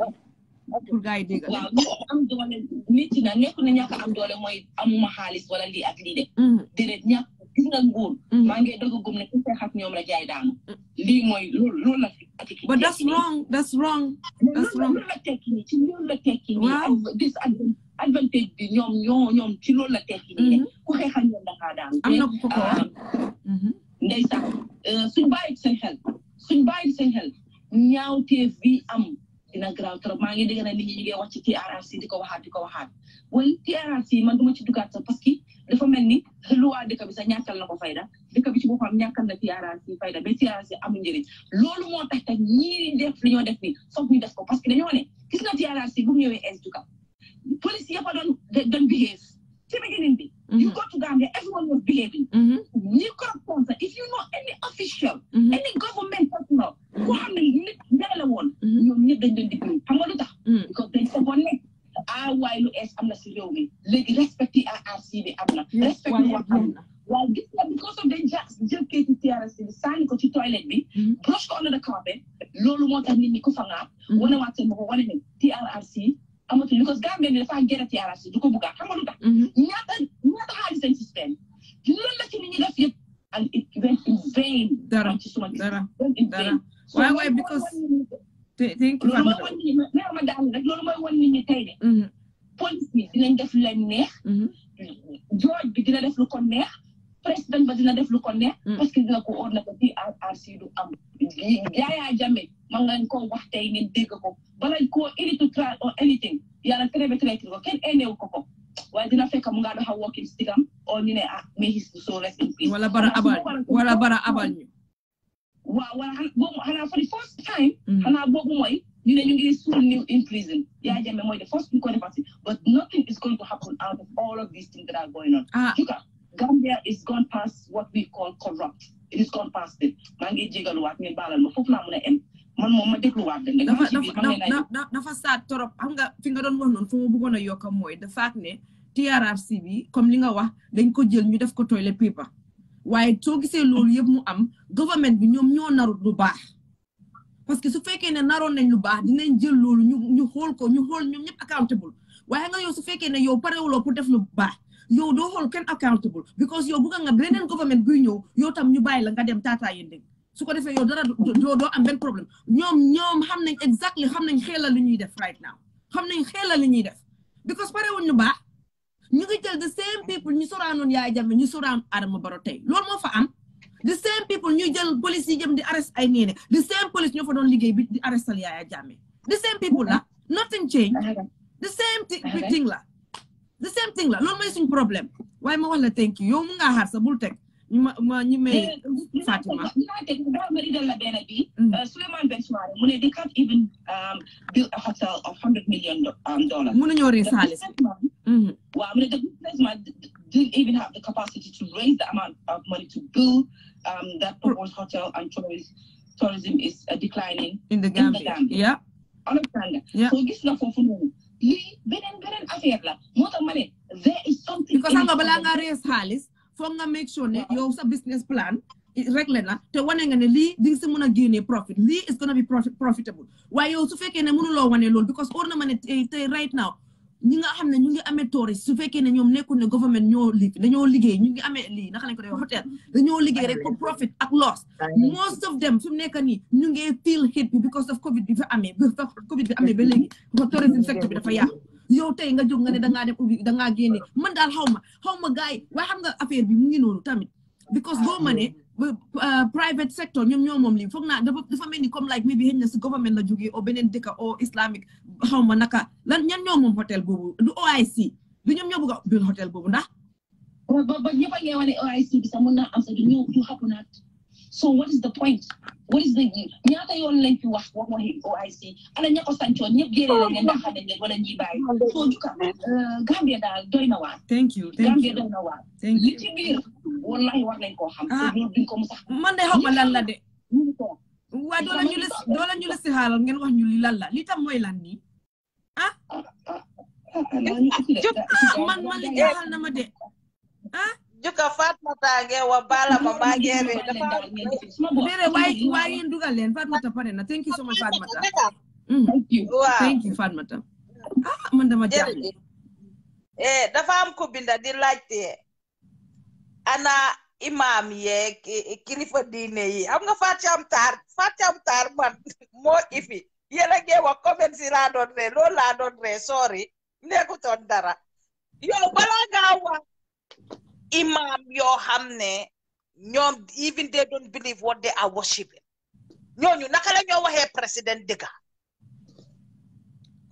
ñoo xam ne man jaamukati yàlla yi ma xamoon ñooñu dañ daan jaamu yàlla ñun imaami Banjul bi Alaaji Abdoulaye Diop imaami Banjul bi kuy déggal li ma wax nga nekk bu Banjul Jawara su defaan dara dafa waaxu juli géeyam waaxu sol garam bu baam dem fekki Jawara State House ànda délégation dina wax lu Jawara defu sa pour mu kaadu gim koo wax pour mu tegi ko loolu mooy kilifa moom laa wax loolu mooy gom sa boppa because seetu toon ne Jawara moo jiite the entire world ñun si lii leen juddoo moo tax man dama gom suma boppa because man suma kilifa yi dañ ma yar ci wax dëgga suma kilifa yi dañ ma wax ne ma loo gis lu wrong voice al sa voice bi nit ñi dégg ko waaye ñun imam yeeg soo kool ñooñu duñ imam ñooñu wana bi imam xaalis moo leen fa teg ñooñu mënuñoo wax kenn dëgga mënuñ laa waare ñooñu mënuñ laa wax sa kii yàlla so kooku mën ñoo tim président wax ko dëgga man musu maa wax suma wa ba boole imam ak whatsoever man si suma conversation because they don't believe what they are preaching seen garambu ba 12 yooyu la ñoo sol buga ñoo reya wax buga ñoo reya noise allahu akbar bu du jee di taka foo jabar lekkuloo naanuloo bu ñu gëten woy hadi commencé na waa sister Fatima nuyu nañ la nga baalal ma last time bi nuyu nañ la yaa ngi si biir waaye naa la sonn yaa ngi ci dadi waa bilaay na lu nekk laa fi def si lifin bi naka lu nekk def naa ko fi jóg naa julli naa póot naa passé naa lu nekk laa fi def danga stress ma ne ko lu nekk laa fi def bilaay man léegi lu ma bëggoon a wax yëpp nit ñi wax nañ ko man fi mu nekk ifi ñaasi li ma bëggoon a wax yëpp wax na ko ree naa bay raam si lifin bi naka dula si floor bi am nga wax dëggaan wax na dëgga sakatuma ñoom ñi nga xam ne ñoo bàyyi seen soxla yëpp di def funding jël seen xaalis yi spend ko si xam nga sakatuma ministre vice président ex vice président bi moom moo ko téye Aïssatou Touré kooku mere naa ko Aïssatou Touré laa gën a mere kooku laa gën a mere si gouvernement bi kooku mere naa ko mere boo xam ne ñoom suñoo lekka dañ dee toog di lekka ba pare faatee suñ paree lekka ba nga xam ne daaxaan nañ leen si place yi ñoo di rey nit ñee nonsense pour lan Aïssatou Touré war a génn si di waxi nonsense di rey nit ñee wax pour lan te yow Aïssatou Touré ba nga taxawee naan saaku maalo yi xale yuut si buggu ñoo liggéey yuut si na ñoo enu saaku maalo yi si coronavirus bi taxaw di saaga yuut suñ yuut si suñ xale yi léegi ñoom lifinuñ naka tuddaati defuñ a place pour yu ti war a liggéey ñu taxaw enu saaku maalo benn saaku ba maalo bu nekk $50 su xale yi lifine seen diggali nag damee seen loos yi mbaa ñu dama seen digga yi tolu seen famille yee responsible loolu gaay duñ leen never jox gar free medication man suma meree rek dëj suma meree dëj moo tax du may nangoo mer parce que suma meree rek dang nit ñi dañ ko day xam dama dee dëj ba yàqu du ma leen mun a wax sax dam yoo xam loolu ni ma meree docteur Aïssatou Touré sax dama ko mere gouvernement bi yëpp moom laa ci gën a mere dañ dee dem di lekka suñ fa nekkee di lekka duñ faale nit ñi duñ faale poor people yi duñ faale kenn léegi su lekka ba jeexee suñ foga seen loxo yi ne leen génn leen ñu taxaw naan dañoo gis nga suma man ni ma mere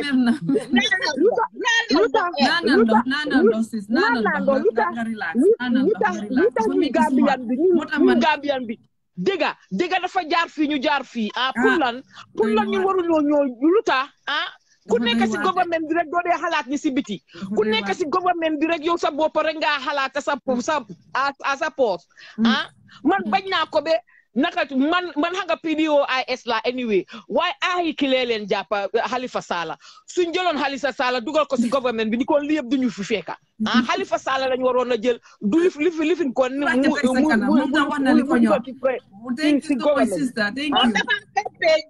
man na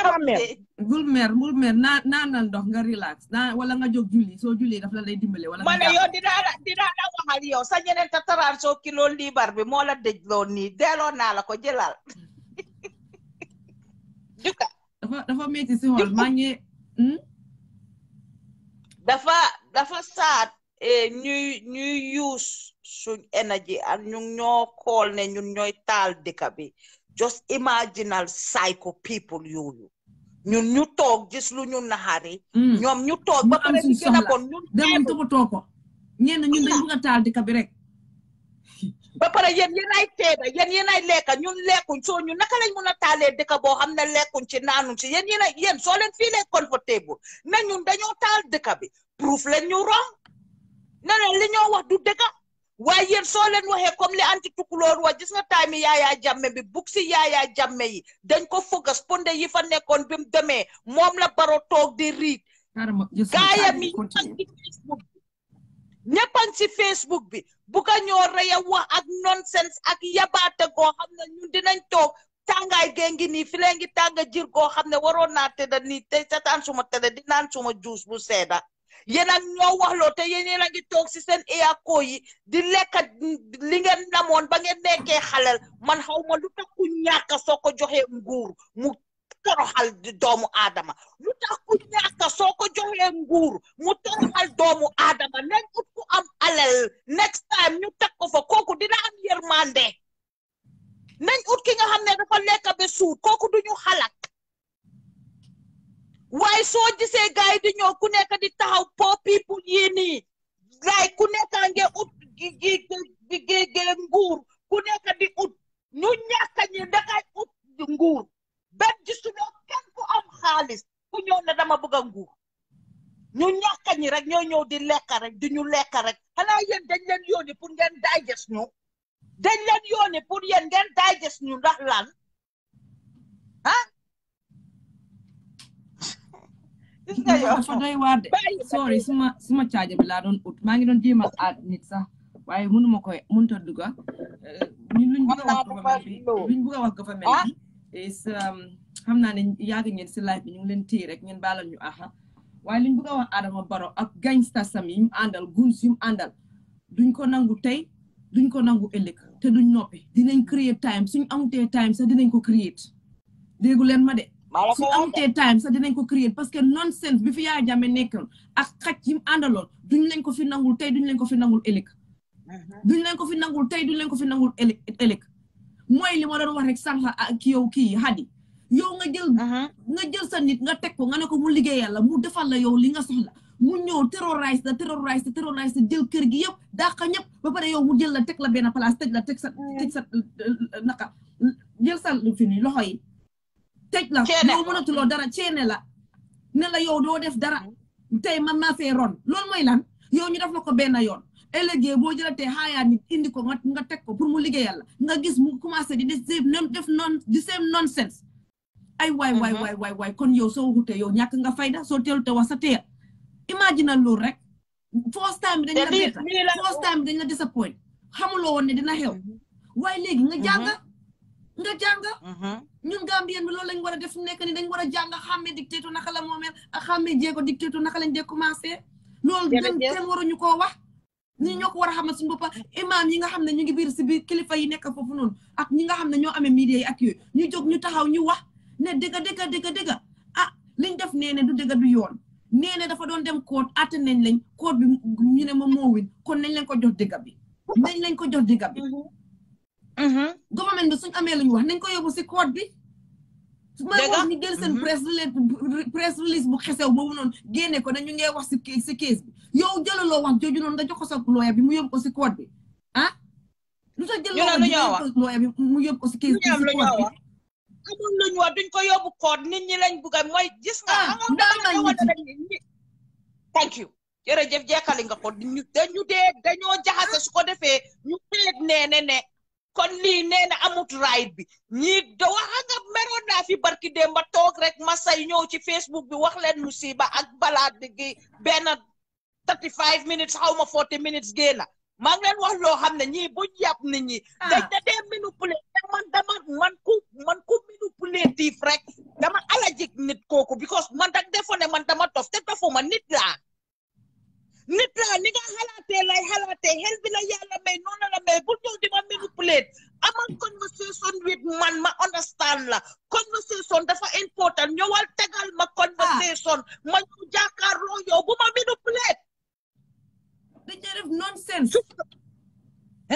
nonsense def african bi def Gambian bi african bi ñu def ñu ay rab def ñu ay mbaam bu fekkee ne Adama Barrow mi nga xam ne moom moo leen jiite moo ànd ak ñun dafa xamul dara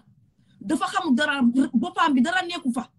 bëgguma wax bu ñaaw waaye xam ngeen li ma boppam da xamul dara imagine leen rek lana xamul dara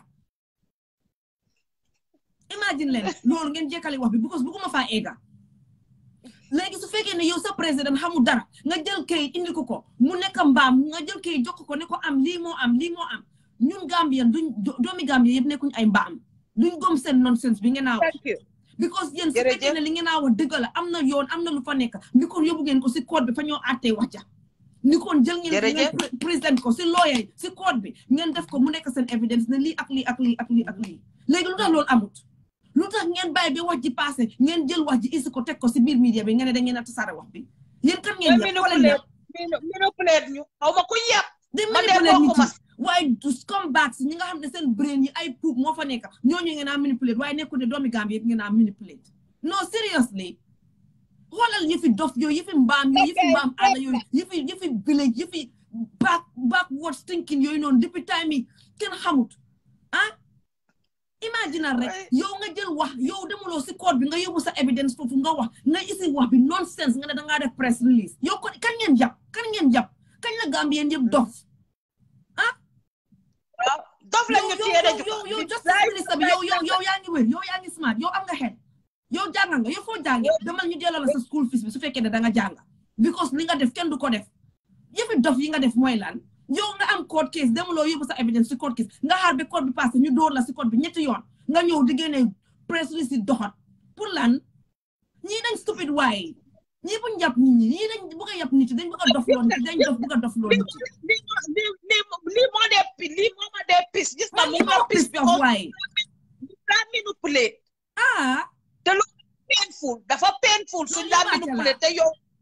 thank you jabaate la yéen da ngeen yëpp Afrique Gambian people bu fekkee da ngeen stupid seen bopp yi dañ ko juutal jàngu leen wala li ngeen jàng mokkal leen ko wala fi ngeen dem school dañ leen war a delloo seen school fees yooyu yi ngeen fay dem leen ñu delloo leen ko because yow su fekkee ne yow xaw ma naka jaalo nga sant xaw ma xayam yow man sama maam jaalo la sant soo ma def disclaimer foofu rek waaye bu fekkee ne jàng na li nga wax màcc nga xam nga ko ni konte si code bi nga dem taxaw nga wax ko parce que evidence doo ko génne si media bi evidence da nga ko yóbbu si code ba fañ koo waxee foofu nga koo yóbbu waaye doo xaar ba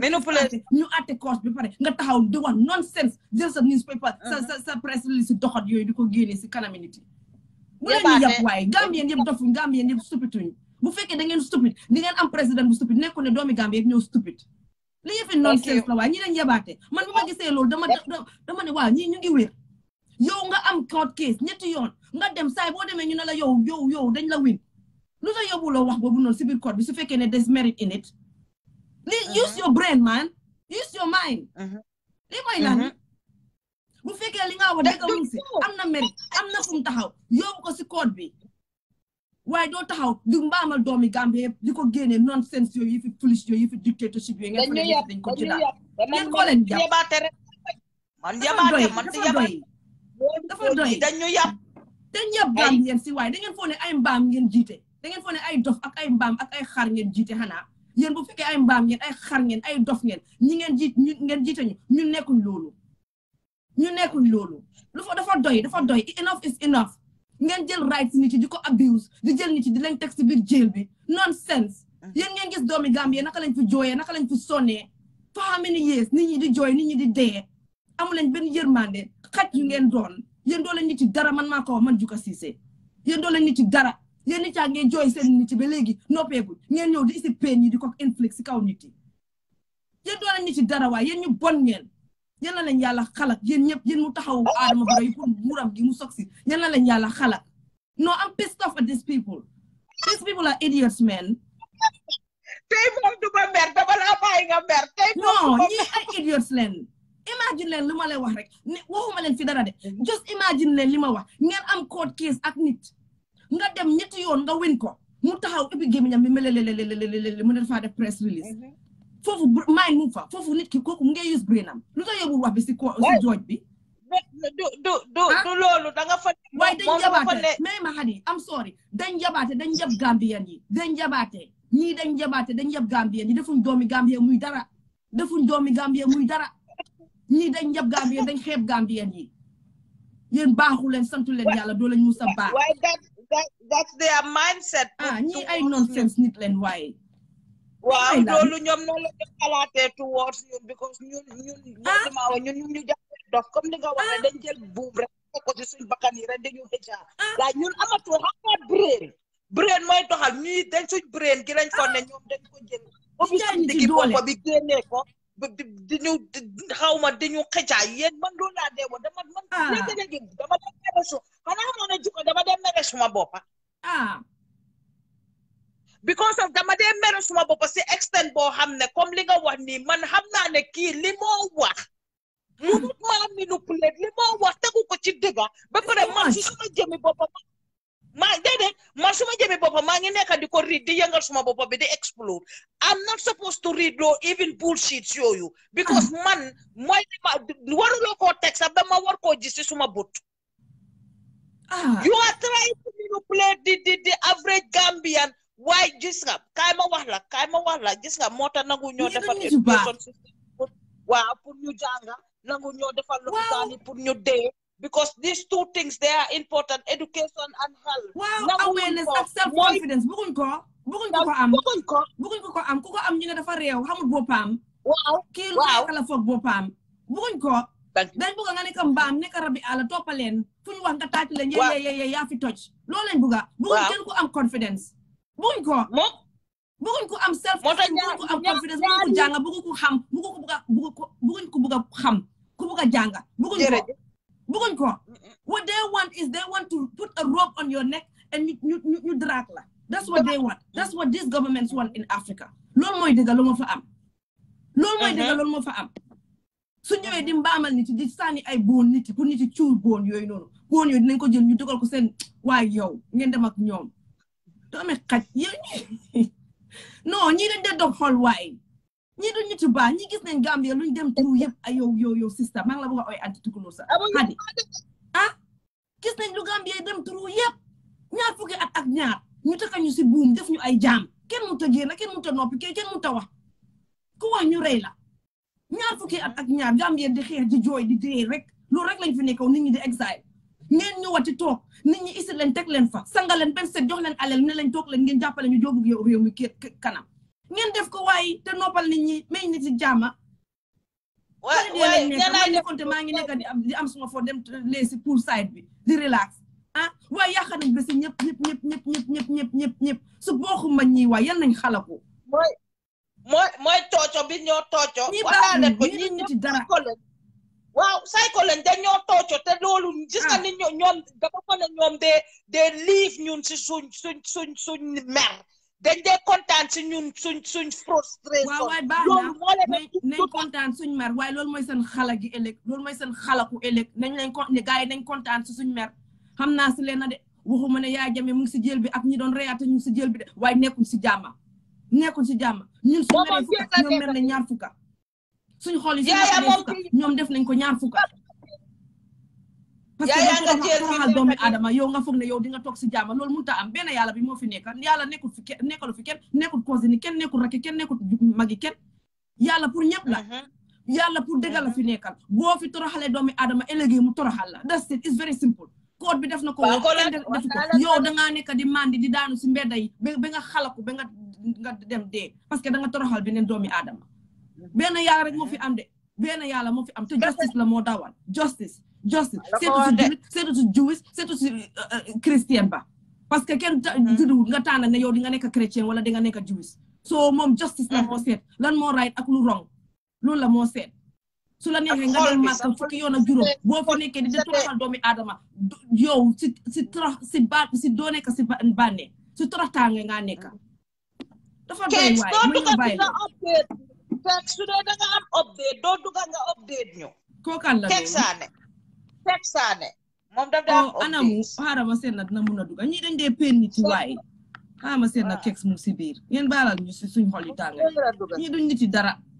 may wax léegi-léeg nga gis kenn mu ñëw ne waa bul saaga yow bul saaga moo gën a métti ndaw si li ñoo def yow ñu ñoo dóor dañu jël tocco dañu teg benn place di jël property jàmbur yi yow nee ne di dem ak ko ñëw ekkati ko wàcca di ñu buddi rastaam yi nga ne la ngay solo jóge nga ne bu leen saaga yow suñu waxee ne kii xaj la nga ne buñ saaga te gaay kooku xaj la kooku saaga wuñ ko dañ ko wax lim doon saaga mooy nga dem wax leneen yéen a gën a xam luy saaga waaye kuñ fi ooyee xaj da nga nekk xaj moo tax ñu ooyee la xaj parce que yëpp xaj la gaay yi xaj sax moo gën gaay yi bu leen ñu tëkkën waay maa ngi jéem a aat kex déedéet dama ko gisul rek pour aat ko kex mu ngi seetaan man gisuma fi kex di sister xam naa dafa dugg a génn maa ko gis waa konte ñu bàyyi gaay yi ba beneen yoon xam naa. waaye ñu bàyyi gars yi waaw waaye lu ko mooy léegi na soo updates tamit because gars yi ngeen update de am na ko bind ne dañ bàyyi nañ leen something waaw dañ update bàyyi something ñu ne like dañ that bàyyi Nenneh ba pare dañ bàyyi Lamin accord ñoom loolu lañ wax text naa Nenneh nii léegi si WhatsApp bi waaye waxagu dara xaw ma nag soo ñu ne dañ bàyyi waaye ñu ngi téye Killa Ace ba léegi te ñu ngi téye Flex tamit duñ leen ko bàyyee Nenneh ngi nii sax Nenneh léegi la duga xaaral ñu seen na dañ ko mën a aat moom tamit duñ leen ko bàyyee nonsense bi dafa doy xaw ma na Nenneh yaa ngi si in a position pour nga wax xaw ma na su fekkee nekkuloo in a position pour nga wax ma let me know waaye if you are we would like to hear from you ma aat ko ñi dañ gite ne waaye ñi dañ dee dog xool sister Nenneh hey masa waay billaay ma ne ko naka sorry ngeen jëf Adi Kinte jërë ngeen jëf waaye jërëjëf waaye sant yàlla ba mbari ñibbisi naa maa ngi nii dugg si kër alhamdulilah ok sant yàlla waaw so ñoom Flex tamit bàyyi nañ ko moom ak Killa Ace parce que moom ak Killa Ace yëpp lañ arrestoon waaw waaye ñoom tam bàyyi nañ leen on bail ok ok waaye yow yaa ngi ok maa ngi ok dama soona rek parce que tey moom dafa dañ meloon ni ñu ma pareel tey moom dañ rakkaaju woon honestly I mean you saw almost 25 to 30 officers parce que 2 full trucks ñoo ñëw déggal loolu and man dama nekkoon maa ngi doon vidéo because dama doon try pour dem live xam nga then ma jël suma téléphone bi mënuma xam fan la live bi nekk daal parce que iPhone laa am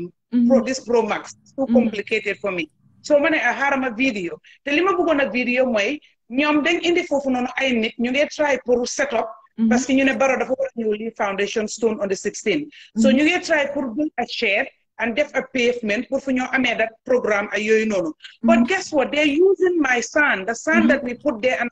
work materials our cement that's what they're using so man waxuma leen dara I was just trying to take evidence video it so that when I go I can show it to my lawyer we have evidence of it because without it you cannot just go say they were using it they would deny it and then man once I get video noonu rek I just felt somebody yank my hair by the time I turned right everywhere was dark around me because we have all these men surrounding me and I was like hey young man guy leave my hand you just want to turn ko small way with dama you know and I was just blanked out I could not even know where I was for some reason when we got to the police station I passed out for almost 25-30 minutes before I even regained consciousness in the police station there Allahu Akbar. Because I woke up and asking them where am I I was like, no, I cannot believe this. And again, you know, check you trespass and idling conduct or whatever, idling on the property and trespass. That's what we are being charged again.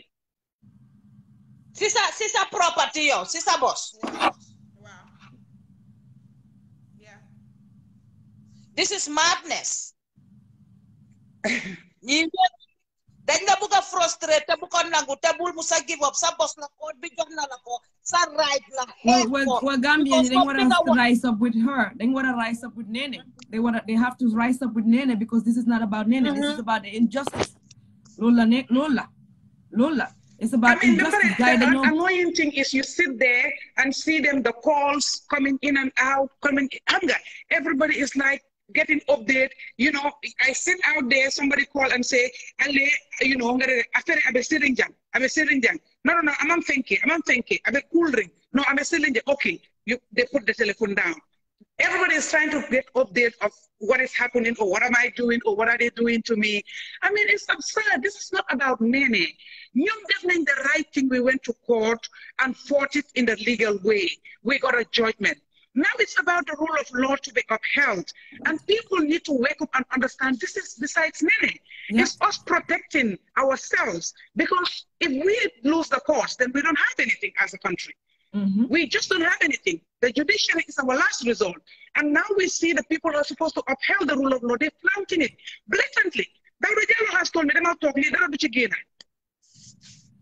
I mean, so where are we? The only thing where this can stop is if we rise against it. But if everybody sit there and think it's Nenneh's problem and her organization is not my business, you know, we are doomed.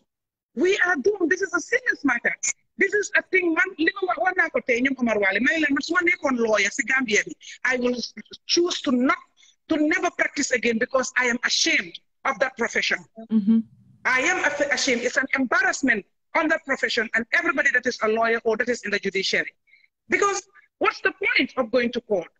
You know, you take a lawyer, pay exorbitant amounts of money, you then court and fight your case, you get a judgment, and then it means like nothing has happened.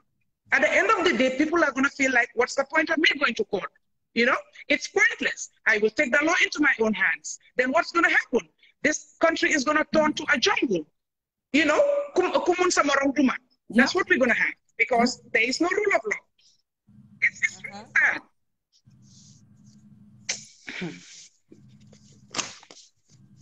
waaye wax na yow yaa ngi okay bi nga jógee foofu leen dara jotut la stress wala like too much of dara jot na ko because buddi nañ dog nañ wéyam bi buddi nañ ko war a fend na pass na suma mees bi lañ yank mel ni ki benn xaw ma sax mbaam fas sax doo ko def loolu yéena gën a saaga si yank boobu noonu mees bi yëpp dee bi àlla leen ñii duñu ci dara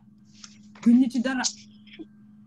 duñ ci dara ñi duñ nit ñu baax waaye duñ gis jàmm police la def noonu duñ gis jàmm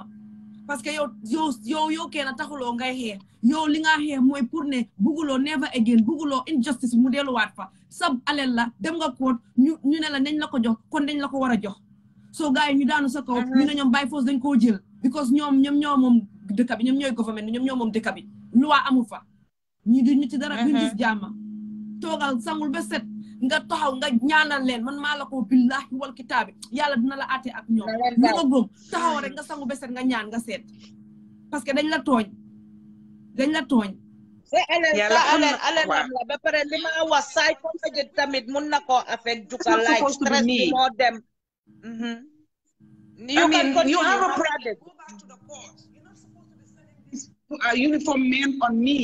It's just not right. Go back to the courts. I've always said it. Any day that the court ordered and say, stop going there, that will be my last time to set foot on that property. Yeah. I will not go back because I respect the judiciary. I respect the courts. Yeah. But go to the courts and leave me alone. But you know that you're not standing on solid grounds. You don't have a case. You have lost woefully, repeatedly, from the magistrate court, from the high court again and again, 5 to 6 judgments repeatedly, and you still are not giving up, but you still thought that you can take the law in your own hand. You can sit in your office and make decisions and say, I don't care. You know, we because Barrow we more control police, we more control army, and you know, so he can use them. And they also are allowing themselves to be used. It's really sad. And I mean, these things bring back memories. It brings back memories. And it's not a good feeling at all. It's really, really sad. They want to frustrate you, pour nga give up. Lo rek la ñoo def ni, mom la ñoo exercise. Li pour frustrate la rek. My thing is Nenneh shouldn't fight this alone anymore. This is bigger than Nenneh. Yeah, this is bigger than Nenneh. We as Gambians, we should not allow this to be Nenneh's fight. This is something against democracy. Gambia. This fight is against Adama Barrow, ak nguram gi, ak gunsami gangsters yim jël rek leen ci boram, is them against democracy bi nga xamne mom lañ am. This is a threat to ñun suñ democracy ak suñ justice bi nga xamne mom lañ fa nekk légui yaay Jammeh nekkatu fa. Justice lañ am nañ democracy. This is a threat to that. Ñoom they are threatening our democracy as people ak li nga xamne mom la nit yi xex. So that's what I'm saying. This should no longer be a fight just between Nenneh and the government. It should no longer be the fight Nenneh papers against the government. No. This should be all the civil societies in Gambia, Victim Center, every single human rights organization in Gambia, all of them collectively stand up together next to Nenneh and fight this fight. Because that's what it's about. Exactly. That's what it's about. And Flex Dan mi nga xamne ñu ko tégué bor journalist system war nañ sé boka because dañ jël Flex Dan asol ko bor tégué ko bor. We have to rise up. We have to rise up. Mo gisé liñ def Flex. Even though mu ngay wax naan I'm a journalist, I'm doing my job. Mu wone press katam bi faala wuñ ko sax. Faala wuñ ko xoti yérem bi yépp am man handul ko bu gisé ñu assaulté Flex. Dan ko yérem sax. ñi du ñiti This dara is sad. ñi du ñiti This dara is sad. ay mbaam Yeah, tuut sax lañ tane ay mbaam moo tax man suma xol bi dee tàng boo taxawee fii nga wax comme ne lii ñi mbaam leen wala nga ñi xaj leen benn nit ci nonsense ñëw di la commenter bul saaga te yow gis nga ñu ngay jël ay doomi jàmbur di leen tooco di def li ñoo def di leen maan handul di jigéen nga jël rastaam yi di ko dog ndax yow mi def loolu di nga def loolu sa ndey di ko yank di yank jigéen di ko yank di waaye duñ gis jàmma nagaay dem duñ gis jàmma kuy toroxal jigéen doo gis jàmma kuy daan daaw jël doole di ko jaay nit because just yow yaa nekk si power bi kii moo nekk si sa ron nga ne di nga ko jaay doole that few minutes even su fekkee ne benn 2 minutes sax yow dina la dalaat yow dina la dal kaama boobu dina dellu si rëba la dina dellu si yow rëba la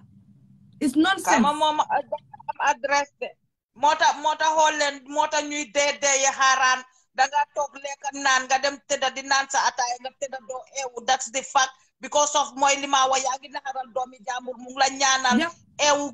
diggi guddi ñaanal la yow yàlla loo ko ñaan daf la koo may this spiritual wall loo ñaan daf la koo may soo su ko defee ñu naan la léegi la dee fekk yaa ngi def nit lu bon yaa ngi def nit lu soxor te du ñëpp ñoo xam ne ñoo mun a muñ kii mu ngi xusul pour dimbale poor people yi kii mu ngi xusul pour defal nit ñi loo xam ne man ak yow ak keneen mënuloo ko yow government bi you can do shit bunch of gis nga li ma bëgg a wax bunch of ana Lamin Fatia mu ngi laajte Lamin nee na naka la Lamin def is he okay Lamin mu ngi okay Lamin mu ngi okay moom tamit ñibbi na kër ma ne ko moom tam mu ngi okay ñibbi na kër waaye yow xaaral ñu bàyyi la nga noppale ko xam naa yaa ngi soona you know bëgguñ laa gën a stress nga noppale ko nga détaaj yaa def sangu ba set nga toog yow kenn sa kër nga taal sa sondel nga ñaan si yàlla ji billahi wal kitaabi loo ñaan ñi moom tey bu weex sondel bu weex bee bu xonq bee bu ñuul bi yëpp laa leen di taalal si ñoom duñ gis jàmm seen kër dinañ toog seen xel yi tànga jëf ni safara duñ am lu ko tànga laa nañ laa laake duñ gis jàmm you have to waaw thank you jërëjëf yaa de Nenneh waaw okay thank you Nenneh okay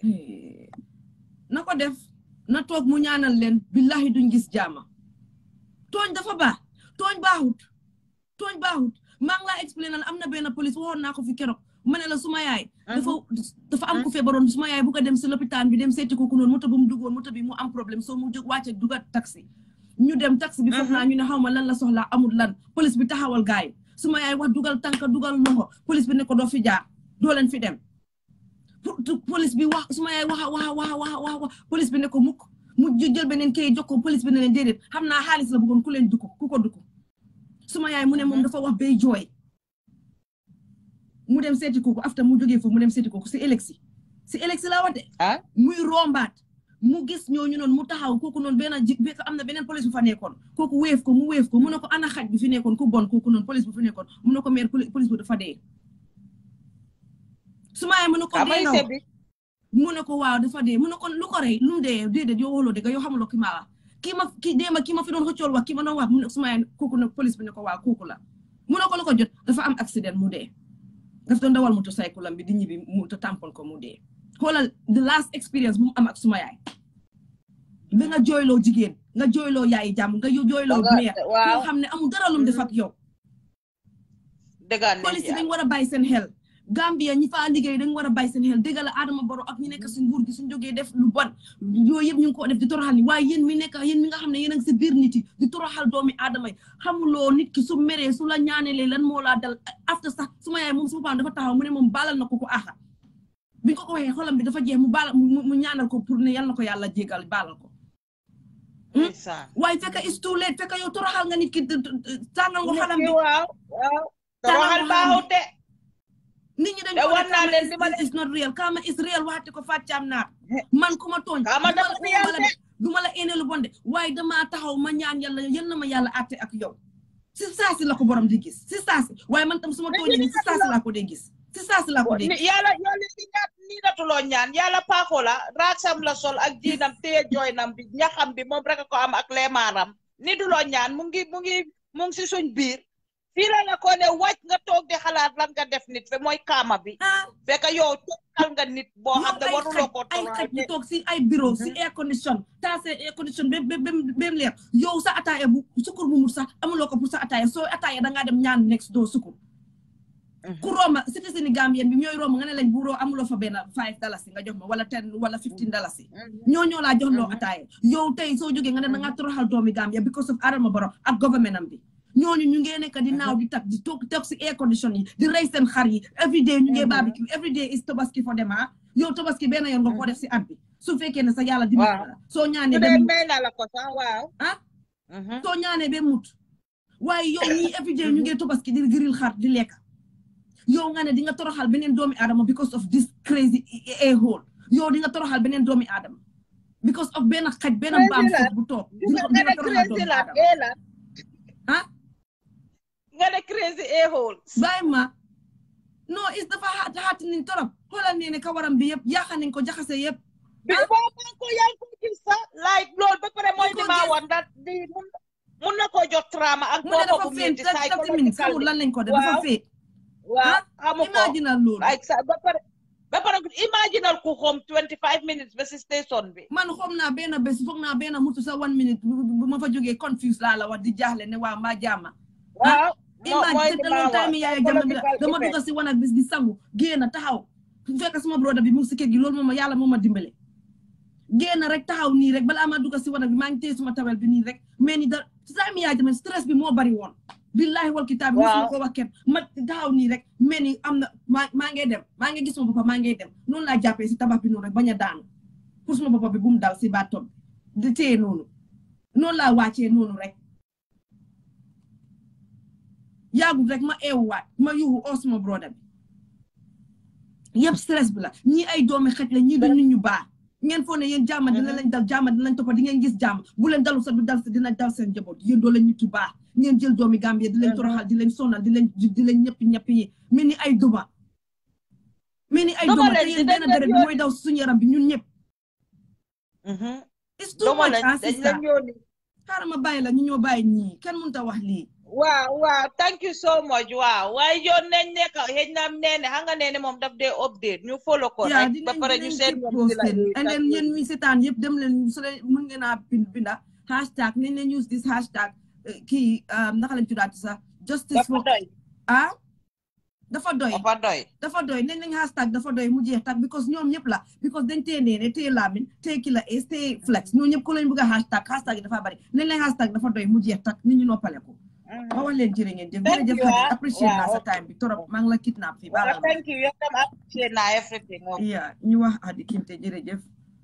ñun ñu ñëw dem man tamit dafa doy ngeen baala ma si suñ xol yu tàngay ak ñu ñoo waxee waaye ñii du ñiti dara ñii ay mbaam leen ñii ay rab leen ñii rab yi sax ñoo leen tani te man maa ko wax man juka kum neex nga blame ma parce que yow doo ma ne nit nga ba pare ngay jël sa doomi adama sa moromi nit di ko toroxal di ko def yi di ko ekkati di ko wàccee di ko ekkati di ko wàccee di ko sonal di ko toroxal si biir dëkk bi you cannot tell me that so man si yow si man kooku nekkul nit ku nekkul nit nag rab nga ko ooyee wala mbaam àlla loolu rek la xaj mbaam àlla rab ñu loolu rek la ñoo nekk soo ñoom si man ñoom loolu lañ ñii du ñi ci dara ñii du ñi ci baax yéen baaxu leen santu leen yàlla te yàlla dina lañ xalak dina lañ ruba parce que yàlla nu mu gën a fonk si àdduna mooy doomi aadama soo leen jëlee doomu aadama yu moom nag ngeen jël leen di leen toroxal everyday ngeen foog ne di ngeen toog si teranga di ngeen nekk si jàmm doo leen gis jàmm seen doom yi duñ gis jàmm man maa lañ wax lii continuer leen li ngeen nekkee